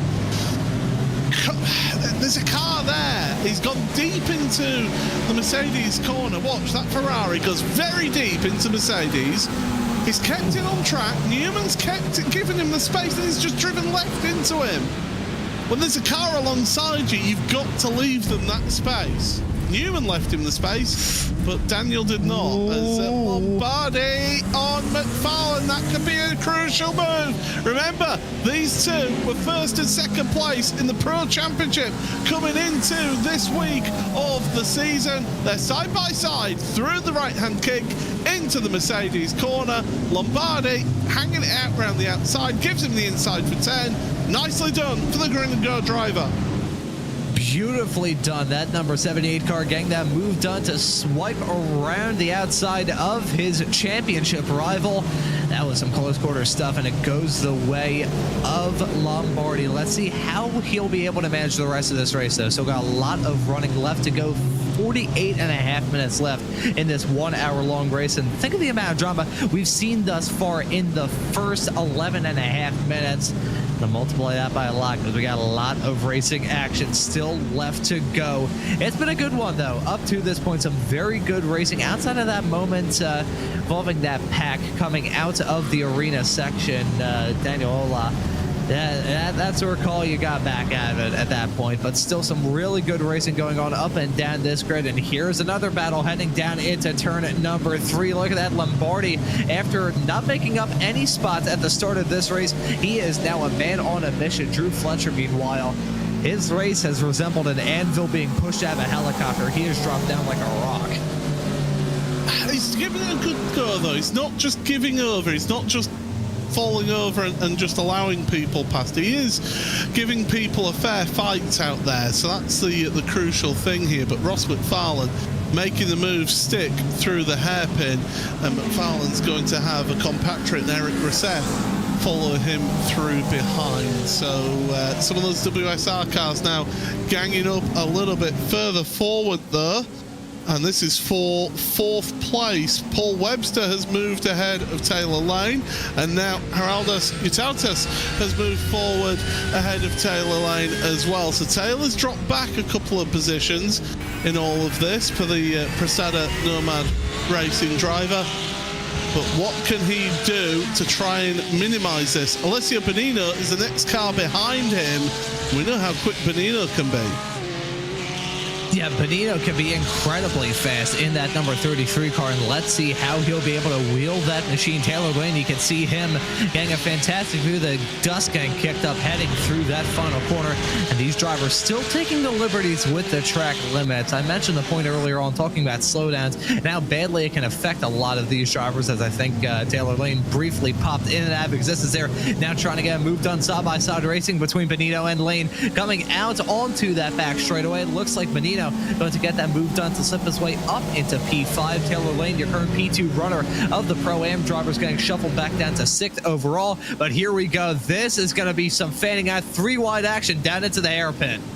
Oh, can they all behave themselves here? Mendonca around the outside of Lane. Good move from David Mendonca, and able to get ahead then of Taylor Lane, but Lane catches up. Be careful under braking. That's all good. That's fine. You can see how much he's having to fight the wheel as Taylor behind the wheel of his Porsche as he goes out over the curb then and in towards the stadium section once again. Great stuff to see from Taylor. And onto the brakes, into the left-hander, and look around the outside. Anders Meyer in that Mustang. Well, if you can make that work around the outside of Sachs curve, that gives you the insight for the next 2 corners. And Taylor Lane, very little that you can do about Anders there. And you can see him sawing at the wheel heading through that section as well. I'm not sure if Taylor Lane is terribly confident behind the wheel of that number 32 machine as it stands currently. Let's see as he heads his way through turn number 1, takes some good liberties with that inside curve, which is always such a risky game for these drivers. You hit it well, you're going to gain some time. You hit it badly, you're going to be screwed. As Alexander Davidson getting a move done on the 32 of Lane. This is not very good for the driver of the 32 car. I wonder if there's some sort of damage on that race car, that or he really cooked his tires in the opening quarter of this race, because he is dropping down like a rock. Look at that. We may see the side-by-side fight flare up here a little bit farther in front. That's Jotas and Webster battling for the final podium spot as it stands at the present moment. Getting back to the point I was going to raise, Taylor Lane in that 32 car. I'm not sure what the deal is, but he has been dropping down quite badly as of recent. It could well be that the Porsche's just not suiting things as things stand right now. Although I say that, Lewis Ward, your race leader, to be fair to Aidan Carter, he is keeping him very honest in all of this. Harold Utautes and Paul Webster 3rd and 4th place respectively. Alexander Davidson up 16 places. James Boumet up 17 places. Now, I said one driver to look out for was Michael Gray in this race. 23 places gained so far in this race for Michael. The problem is he started 45th, so that means he's only 22nd. I mean, credit where credit's due, though. The fact he's made up so many spots, still P22, not an ideal result for him. But, I mean, based off the performance he's shown thus far, though, certainly has the speed to cut his way through the field like a hot knife through butter. Even with the drama we've seen thus far in the opening stages of this race, that is still a monumental start for that Full Tilt Motorsports number 273 car. Finds himself in P22 at the moment, still within striking distance of Jonathan Walker right in front. May see a battle flare-up involving those two McLarens. And a point that was raised during that first race, of course heavily affected by rain, was the ill handling of the McLaren. Now that we're in the dry, I think we're going to see this McLaren come back into its own in a way and a shape and a form, as side by side with Dino Lombardi still cutting his way through the field, now up to 12th. Well, here we go then as we carry on. So there is Dino Lombardi. As you say, 12th place. He's now ahead of Richard Simner, and he's got James Boumet in front of him. Now, Boumet seems to be making a way through and sort of almost acting like a bit of an offensive lineman, just making a hole in the defense and allowing the running back to go through. So yeah, James Boumet certainly working his way through, and in fact he has got, oh, now we've got to change the lead, the overall lead, because Aiden Carter, the AM driver, takes the lead of the race. Well, that means that he is through. Taylor Lane has had issues at the Sud curve as well. So drama on this lap. Aiden Carter takes the lead at Taylor Lane. It was facing the wrong way at the Sud curve. That 32 car just did not have a good feeling about it. As we were following him not terribly long ago, you could see him sawing at the wheel, and I could just tell that he was a bit tense driving it. You could tell that he was uncomfortable, and heading through there wasn't contact. It was a spin all of his own being heading through that final corner. That's a sketchy point of the racetrack to be spun around as well. Taylor Lane having a costly mistake, as I think David Mendoza has had some sort of moment. He's dropping down the running order, that or maybe a brief technical issue from him. Yeah, so Lane, I think it was just striking that curb on the outside on the entry into the Sud curve, unsettled the car. This is the continuing fight now for Paul Webster, fighting for 4th place. He's got Alessio Bonino working his way past in the 07 car, and still together on track. But Webster better drive off the corner, but Bonino inside line. Oh, Anders Meyer almost getting into the rear quarter of Webster there, and look who is rocking up on site. Alex Davidson, your reigning champion, reigning and defending champion right now, 7th place. Look at the inside of Webster. No, the gap's not there quite yet. Now it is. He goes through on the inside. They're still neck and neck as they cross the line.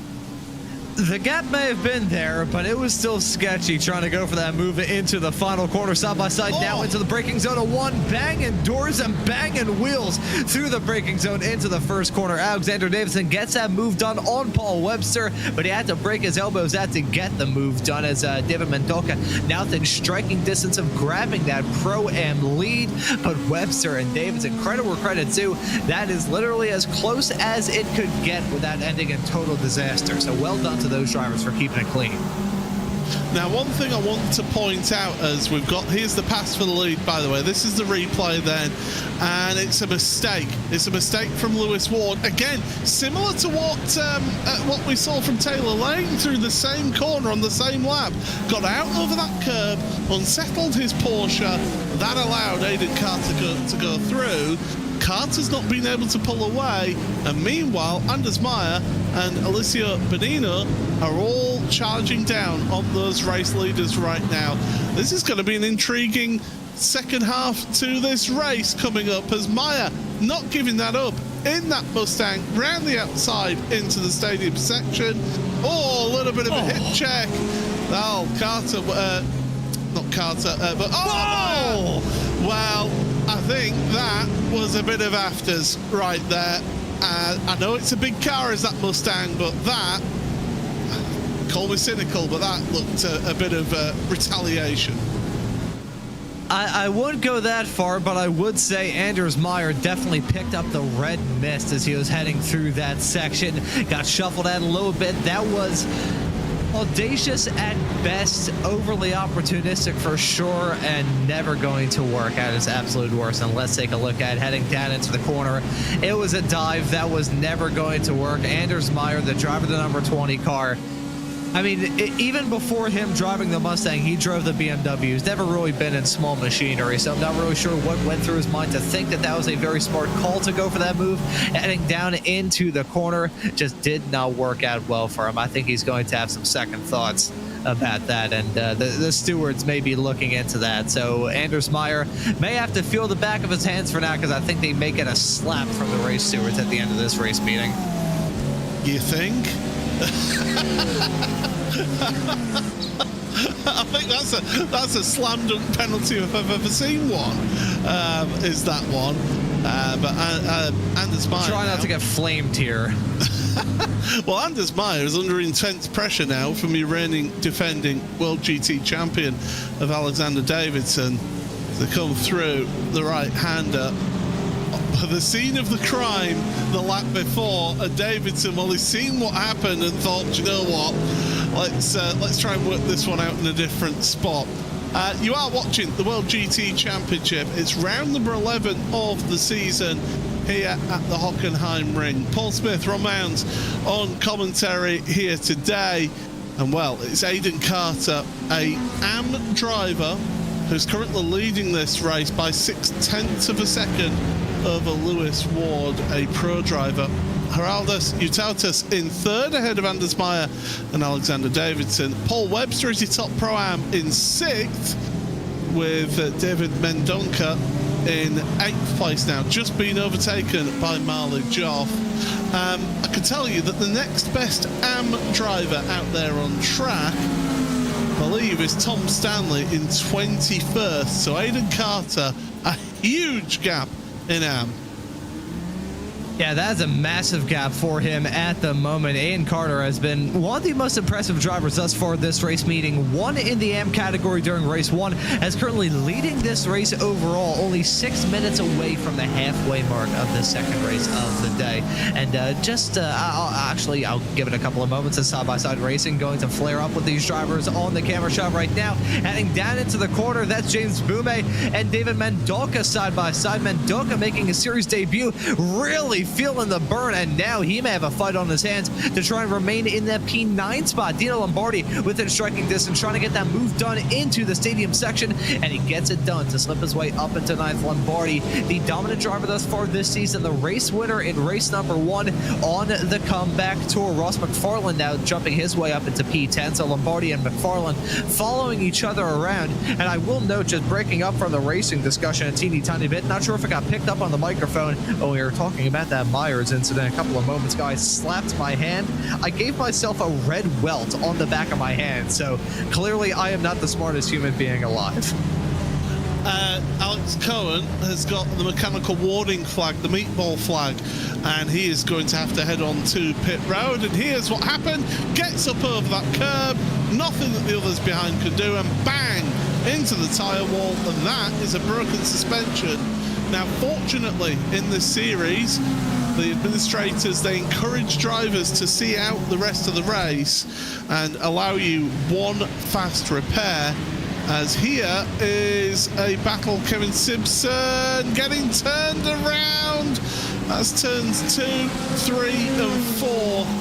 And Simpson, welcome to the series.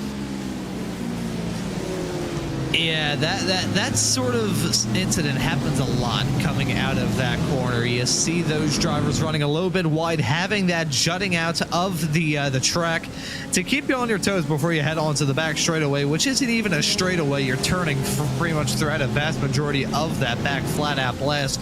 But you see incidents like that happen a lot coming out of 2-3 into turn number 4. So can't say I'm surprised to see an incident like that, but it's still unfortunate for Simpson nevertheless.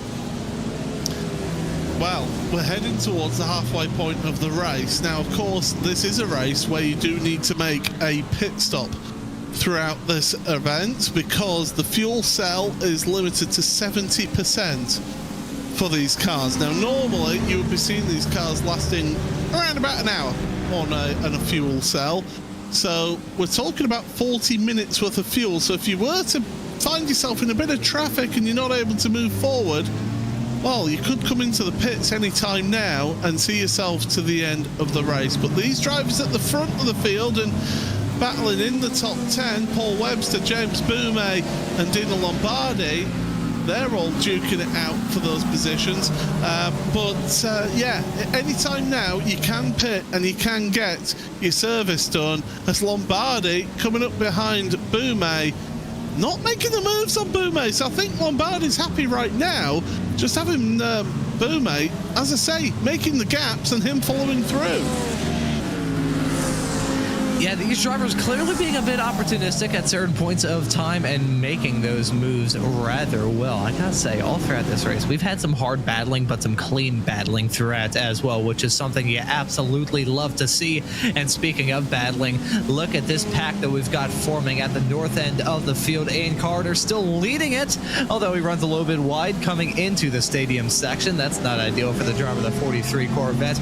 Still in front of Lewis Ward, who had that trip up heading through the final corner, hit that inside curb, got a little bit wiggly and lost the race lead in that 22 Porsche. We have Joe Tass right behind in the 560 car, currently running at your overall podium. Alexander Davidson still within striking distance, and the gap that we've got going on right now, actually I'm looking through, I'm trying to see, I think the real gap is mainly between Joe Tass and Davidson.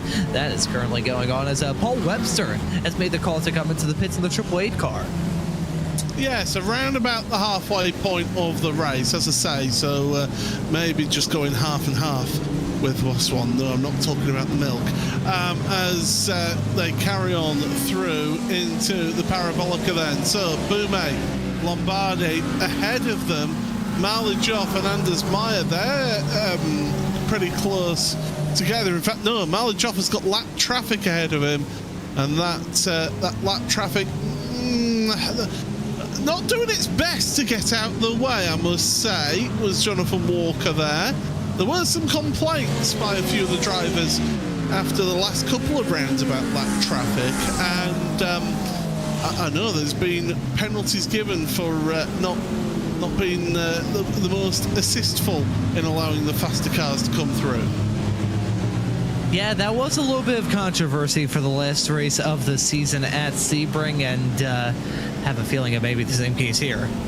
Paul Webster is a long time in the pit lane, and he's still getting service now. So what has happened to Paul in this race? Is there a penalty potentially? No, he's got no black flag, so something has happened out there for Paul Webster. He's still on pit road. Oh, it's a nightmare for Webster. Well, he's sat on pit road. He's a lap down now. Oh, he was leading Pro-Am as well, so big drama from him. Yeah, that is a bad scenario to find yourself in right towards the end of the first half of this race. We're now officially into the second as of a couple of seconds ago, but that's a kick in the shins if ever you see it for Webster. Not sure why that would be the case, whether he accidentally missed the ticker to try and change his tires, whether he's putting in far too much fuel for that car, whether there's some damage on it and he didn't have the faster pair ticked off. Either way, that is going to sting for him. Oh, Lombardi with the move on Boumé. This is the fight for 7th place, and Lombardi's made it through. So, Dino Lombardi up 18 places right now. Winner of the opening race of the evening. Is he trying to make this a double race win here today and make it 5 race wins in a row? That would be an incredible effort from Dino Lombardi. And I think he certainly has a good shot to try and get it done as well. I'm mainly curious about what these drivers at the front of the field have their eyes on, whether or not they're trying to do some sort of fuel-saving at the moment. I'm not entirely sure what the deal is currently, but these drivers, they have to think about those pit stops. It is a mandatory thing in this 1 hour long race, and that can certainly shuffle up this running order quite a lot. We may end up seeing the likes of Dino Lombardi running in P7 just barely in the back of shot as we saw those drivers go down that start finish straightaway through a very good series of events and a very well executed pit strategy. Lombardi may find himself grabbing his 5th win in a row, his 2nd of the day. If anyone's going to do it, it's going to be that number 78 car. He's been stupidly quick all throughout the season and stupidly quick all throughout this race. Don't write off Alex Davidson. He's got a draft right now and he's trying to put the pressure on. Geraldo Ciutats down the inside. That Porsche is good on the brakes.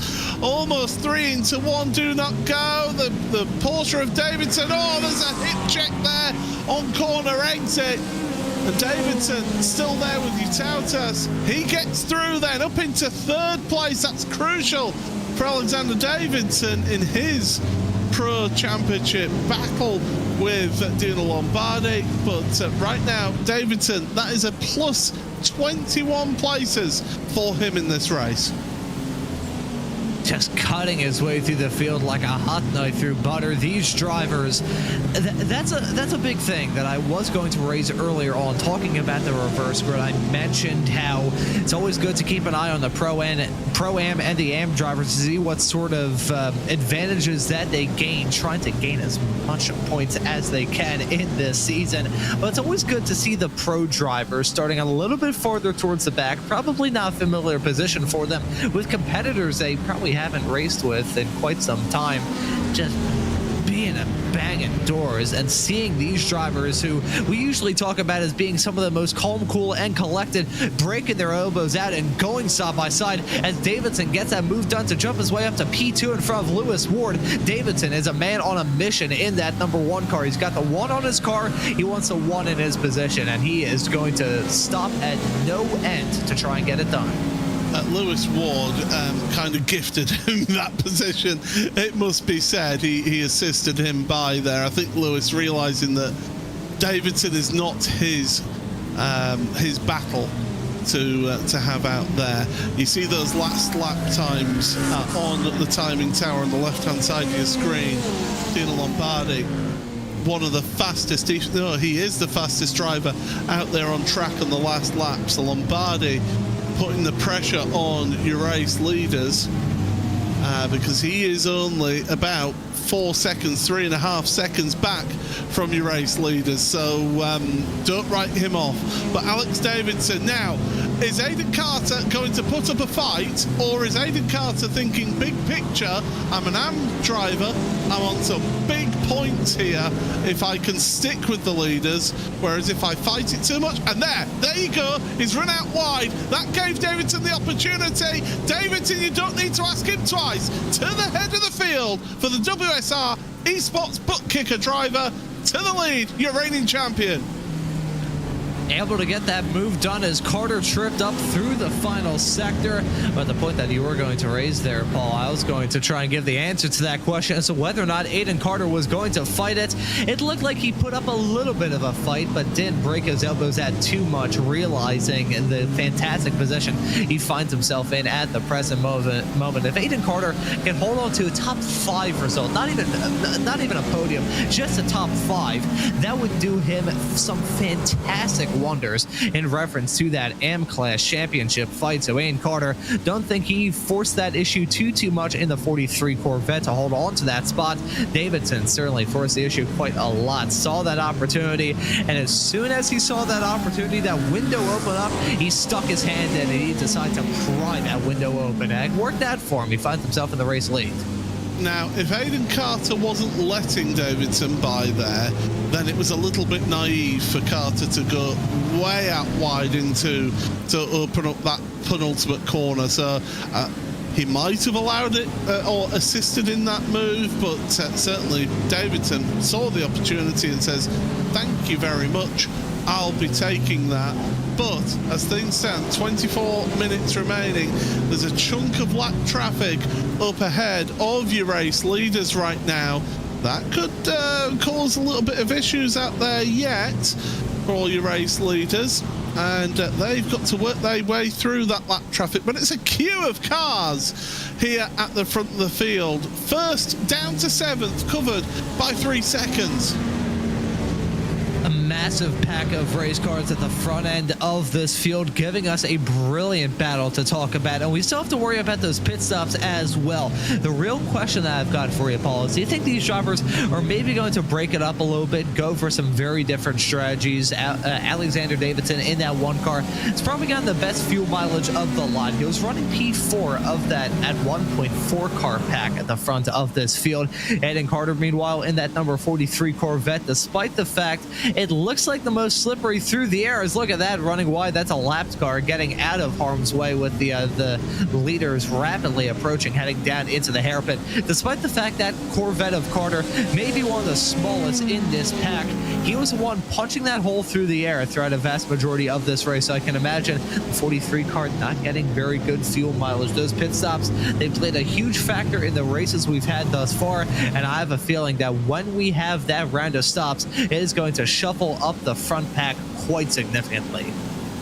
I'll be honest with you, I wasn't a big fan of how the lap traffic of Ben Altria got out the way there. Personally, I'm letting them by down the straight or through the parabolic or down the straight towards the hairpin, not going straight on, because you could end up distracting those very leaders that you're letting by.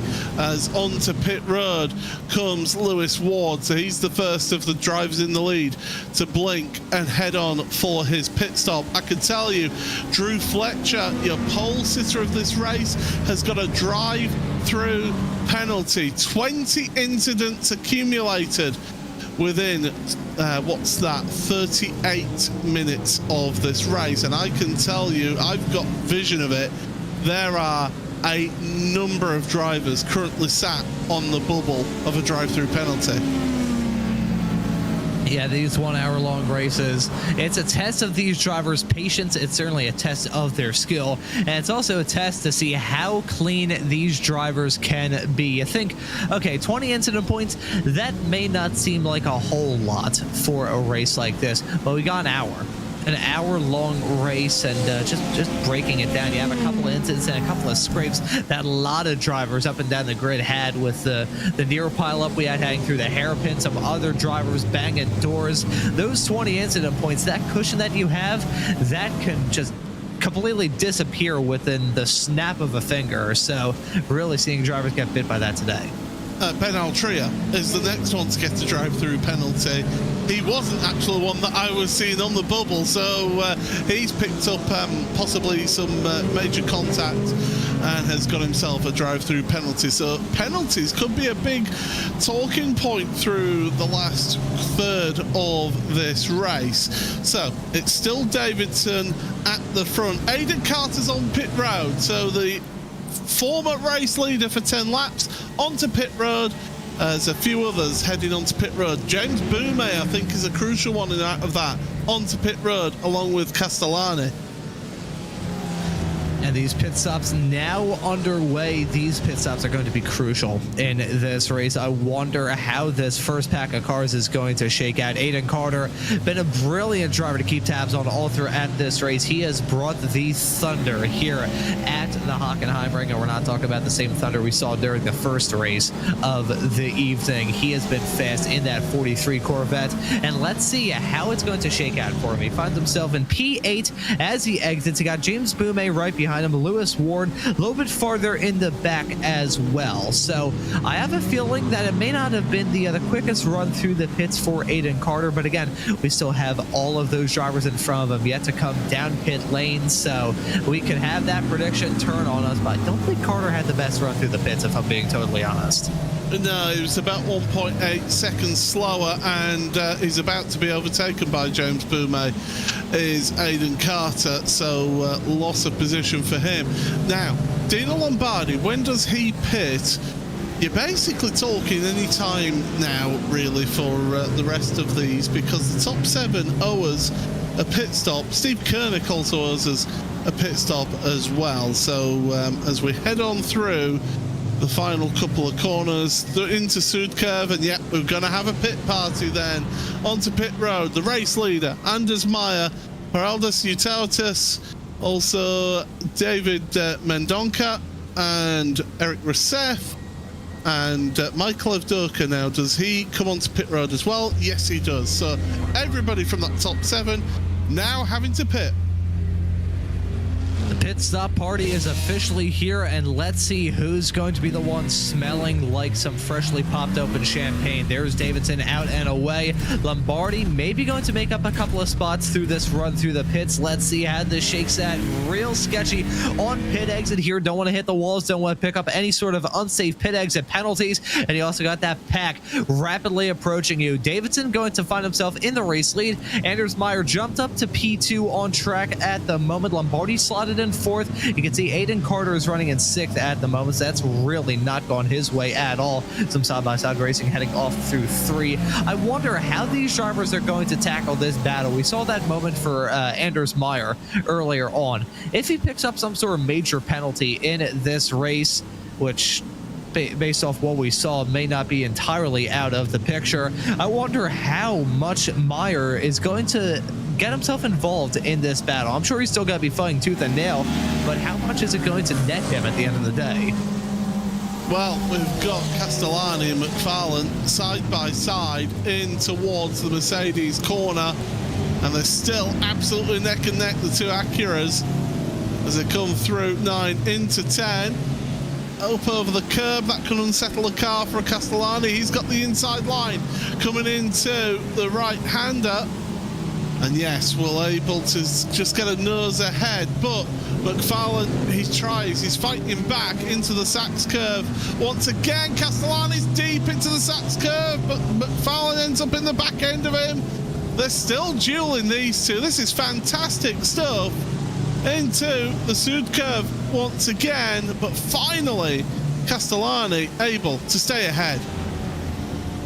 Yeah, it took him long enough to be able to grab that position with firm enough hands, but he eventually got done. It took him probably far longer than he expected it to, and he may end up losing it after running wide through turn number 1, side-by-side racing between these two, heading down into the braking zone through 2 right now. McFarlane, this is a real important fight for Ross McFarlane in that 127 car, considering, oh, look at that, nearly coming to blows, heading onto the back straightaway. These drivers are breaking their elbows out. They're seeing the fact that we're about to enter the final quarter of this race, and they're starting to be even more aggressive than they have been. Banging doors, banging wheels, banging doors even more down into the braking zone, through into the hairpin right now. These drivers are running a very dangerous game. Oh, and that's a shove off the track by Ross McFarlane there. It is getting very personal between these two. And while they're doing this, Ada Carter's saying, cheers, chaps. You oh, that's a big dive. You were never getting that stop there, Castellani. And David Mendonca says, all right, cheers, chaps. I'm through. In fact, where's Castellani? There he is, to the side of the track. Wow, he's dropped down the order, down to 11th place, but it was getting personal between those two. Yeah, I can see the frustration boiling. I even think Castellani gave Ross McFarlane a bit of an unpleasurable tap coming out of the hairpin. Did not look like he was happy with how he was raced coming out of there. It just nudged him a little bit. Then that dive into the corner, he probably entered that going about 50 miles an hour too quick. He's very lucky that the runoff area is as expansive as it is here at the Hockenheimring. I think if he went a little bit quicker into there, he probably would have ended up in the Netherlands when everything was said and done.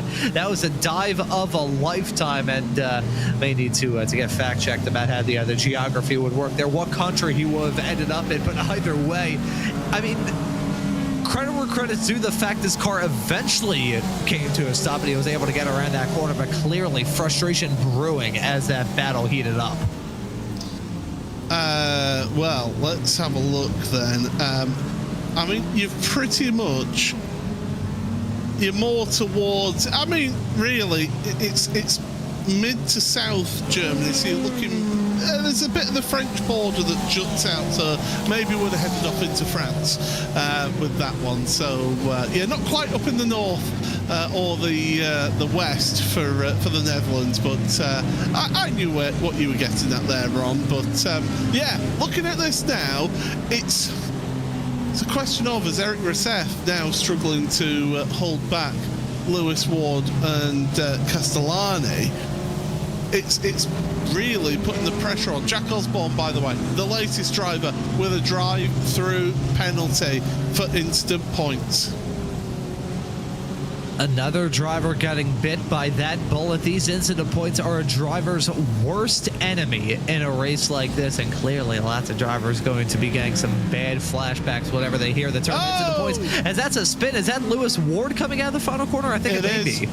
It is. Oh, the Series 1 racing driver started third place in the race, led for 8 laps of the race as well, down to 16th now in the field, and that's what happened there. Two got together. I think Castellani might be taking a visit to the steward's office after this one as well, by the looks of things. There's been, after a relatively clean opening race in the wet, I do think, though, Ron, that those wet conditions, I think drivers were playing it sensible. Now, this race, it's just been like a steel cage match in the WWE. I think that's a fair point to raise, talking about this dry race here for race number 2 of the evening. Seen a bit more incidents. We saw a near pile up coming through turn number 10. We saw a couple of incidents heading through the hairpin. There's been a lot of points of chaos throughout this race. These drivers having their tempers boil over as well. We've seen plenty of cases like that ever since the drop of the green flag.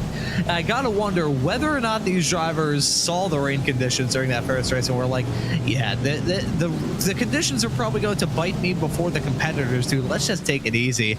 That, or with the amount of mist we had in the air, we couldn't see all of this going down in the first race. I think I think this race has just been generally a bit more hectic. These drivers have been seeing the red mist so much ever since the drop of the green flag. Lombardi and Meyer side by side heading down into turn number 3, though. Oh, that is a good run through turn 1 for Lombardi, but Meyer now, the grunt of that Mustang, and you see Lombardi having to go into the draft, into the slipstream there, but he's closer than he's been pretty much all this part of the race, and Lombardi to the inside into the hairpin, and as Meyer not really defending that inside line, and Lombardi goes through, or does he? Because Meyer is alongside still, heading through the kink here into the Mercedes corner.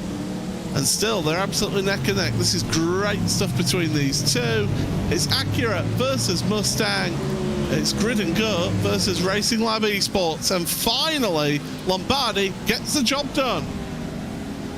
And you can see Meyer jumping the curb coming out of that corner. They're still side by side, though. Credit where credit's due to Anders. Meyer still holding his own now on the inside line down into the stadium section. Let's see if he's got to break the muscles out in that Mustang and try and get his way back up into P2. Oh, look at that. That could have ended in tears. That was so close. I think there was contact hanging through that diddly chicane, the other third and fourth to last corners around this racetrack. That could have ended in tears. It's brought the likes of James Boumet involved in this battle as well. Now, certainly a 3-car fight that we've got for the final 2 podium spots. Lombardi and Meyer having about 5 close calls in the span of just about 10 seconds. From 11th place, Michael Avdoka is having to head down onto pit road. He's the latest driver to have a drive-through penalty through incident point accumulation. A lot of people will say 20 instant points for an hour-long race, that's not a lot. Well, I mean, let's face it, that's basically the equivalent of 1 incident every 3 minutes, isn't it? It's a third. Well, it's a third of the time, isn't it? Yeah, that's trying to do the math in my head. Joe Newman's the latest one to get a drive-through penalty now. those drive-throughs are going to be some of these drivers' sleep paralysis demons. I'm convinced of it. These drivers are going to have some bad association with 20 incident points around a race here at the Hockenheimring. And considering some of the elbows out and rough racing that we've seen a little bit farther towards the mid-pack and even at the front of the field as well, very easy to accrue those incident points. And that's a McLaren running wide, heading down into the stadium section. That right there, that's a way to pick up those incident points. Run a little bit wide, pick up those 1Xs. Those 1Xs, they may not seem like much, but they can add up. The best way I can describe it is like filing your nails, taking to it with a nail file. Granted, a 4X, if you get involved in an incident, is basically like trying to trim your nails with a chainsaw. But those 1Xs, they can do a lot of damage as well, and certainly been seeing that for a lot of drivers up and down the grid. That was Adam Hedgecock, by the way, Lord Hedge himself, getting out the way of this pack for second place. Alex Davidson, gain of 23 places. Dino Lombardi, gain of 23 places. Anders Meyer, gain of 16 places. James Boumet, gain of 24 places. The biggest mover on the field, Michael Gray, 31 places now gained, up into 14th. Hey, we were kind of joking about him earlier on in the race. Well, not joking about him, but saying he's gotten off to a great start. He's made up so many spots. The bad news is he started this race down in 45th. He's now breaking his way not only into the top 20, but into the top 15 as well. That has been a very valiant drive for him, and let's see how it's going to stand between now and the end of this race. Practically no time left on the clock. We're a minute and a half away from approaching the final 10th of this 60-minute long race. And what a race it has been. Certainly, these drivers have broken their elbows out and started throwing haymakers at each other. But outside that, it's been a really exciting race from us in the commentary booth, Paul. Albeit, I think we may be a little bit biased because we're not these race car drivers dealing with the red mist. We're also not the mechanics having to fix some of these race cars for the next round of the championship in 2 weeks' time. Drivers out the race: Adam Tompkins, Nikolai Agard, Leo Tregurtha, Alessandro Toccia, Jack Sedgwick and Jack Osborne, Paul Webster, Chris Chatterton, Drew Fletcher, Jonathan Walker still sat on pit road. Michael Evdoka's decided to bring his car onto pit road into the pit box with his black flag. Lorenzo Castellani is having to pit. Now that is not a penalty. I wonder if he's picked up damage. Potentially, we may need to do a little bit of investigative journalism to see what is going on for that driver.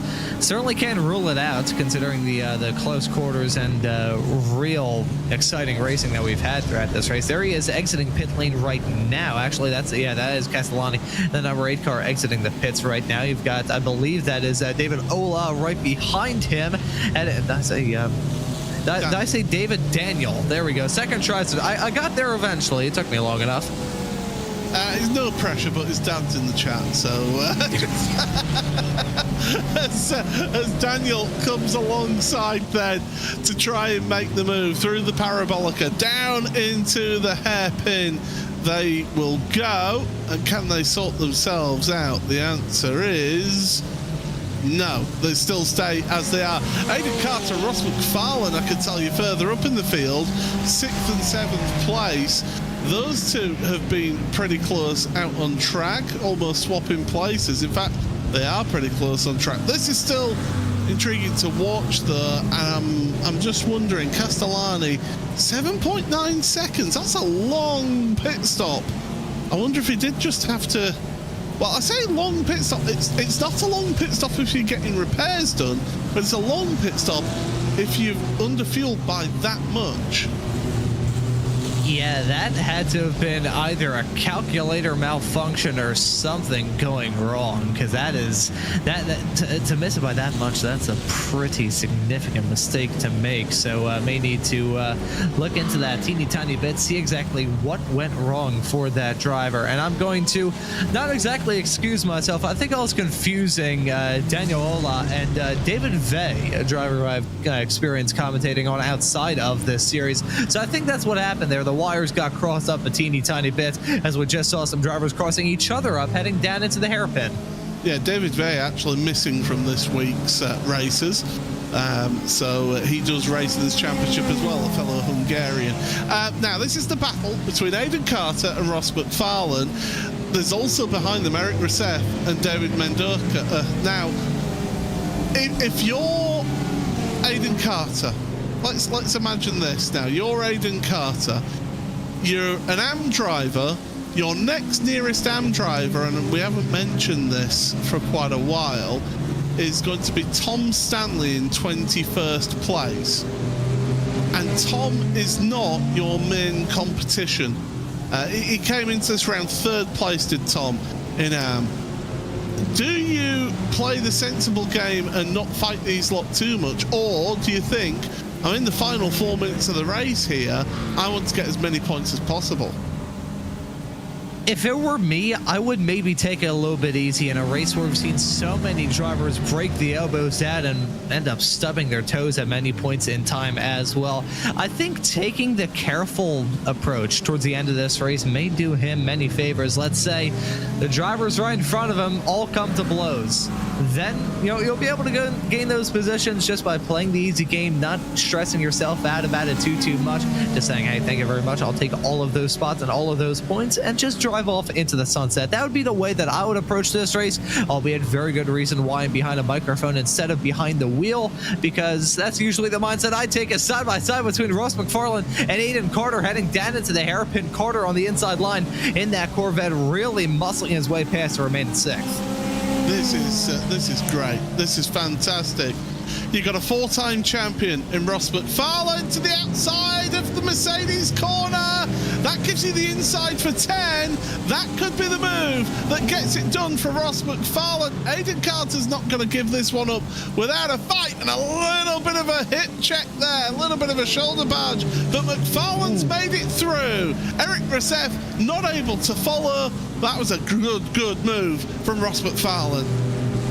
And as we're seeing that develop, I saw Eric Rousseff in that number 142 car just loom in the background. I thought he was going to go for that move for a second. He didn't, and I think that's a very smart call that he did, because that was probably going to end one way, and that was with both of those cars backing their cars one way into the barrier and into the gravel trap and out of this battle. So good call from Eric Rousseff to not go for the move on Carter, but Carter tripped up a teeny tiny bit. Not a good run through turn number 1 either. Eric Rousseff is still within striking distance. Let's see, heading down to 2.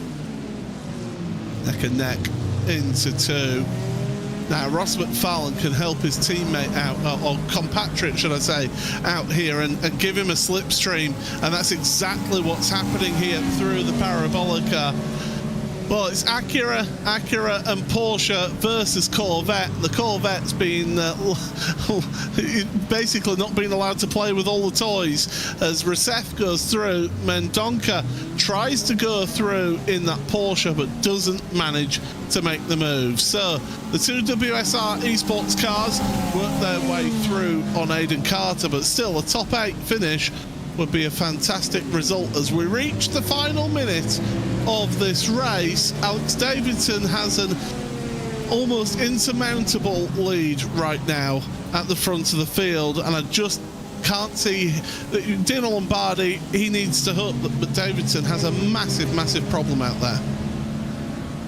Yeah, at this point, if you're Dino Lombardi, you're probably going to be hoping that there's a little bit of copper on Alexander Davidson's number 1 race car, and that he's going to get struck by lightning on this last lap. Lombardi, though, he should not be hanging his head low after this race. Took the checkered flag in the opening race of the evening. It's not going to be 5 in a row, but he's still going to have a 4-race winning streak leaving this race. So Lombardi not going to be disappointed at all either. Kevin Simpson has just served a drive-through penalty for an instant point drive-through, and Dan McCauley is now the latest one with a black flag to have to serve a drive-through penalty. And the thing is, if you pick up that penalty on this last lap, you can't serve that penalty, and iRacing puts on an arbitrary about 40-second penalty. Lombardi and Meyer together on the hairpin. Oh, Meyer just not quite getting the run there. There was lap traffic involved in there, and Lombardi's not happy with that lap traffic. I think it's safe to say terse flash of the headlights from Dino through here. It's the number 21, I believe, of Alistair Pollock in front. And Pollock now finally getting lapped by Lombardi. Lombardi showing his discontent with the lap traffic. But there's your race leader, Alexander Davidson. Well, he started on pole position in the first race, but in the wet weather just couldn't quite hold on to the win. This time, though, he's worked his way through the field, and for round 11 of the World GT Championship, Alex Davidson takes the win for WSR Esports Butt Kicker. With Dino Lombardi second place coming across the line just ahead of Anders Meyer. Aidan Carter is going to be your best AM driver out there on track. Get a sensational 8th place for him. And David Mendonca, what a debut week for the Solpec Precision Racing driver. An Pro-Am win here on his debut, 9th overall.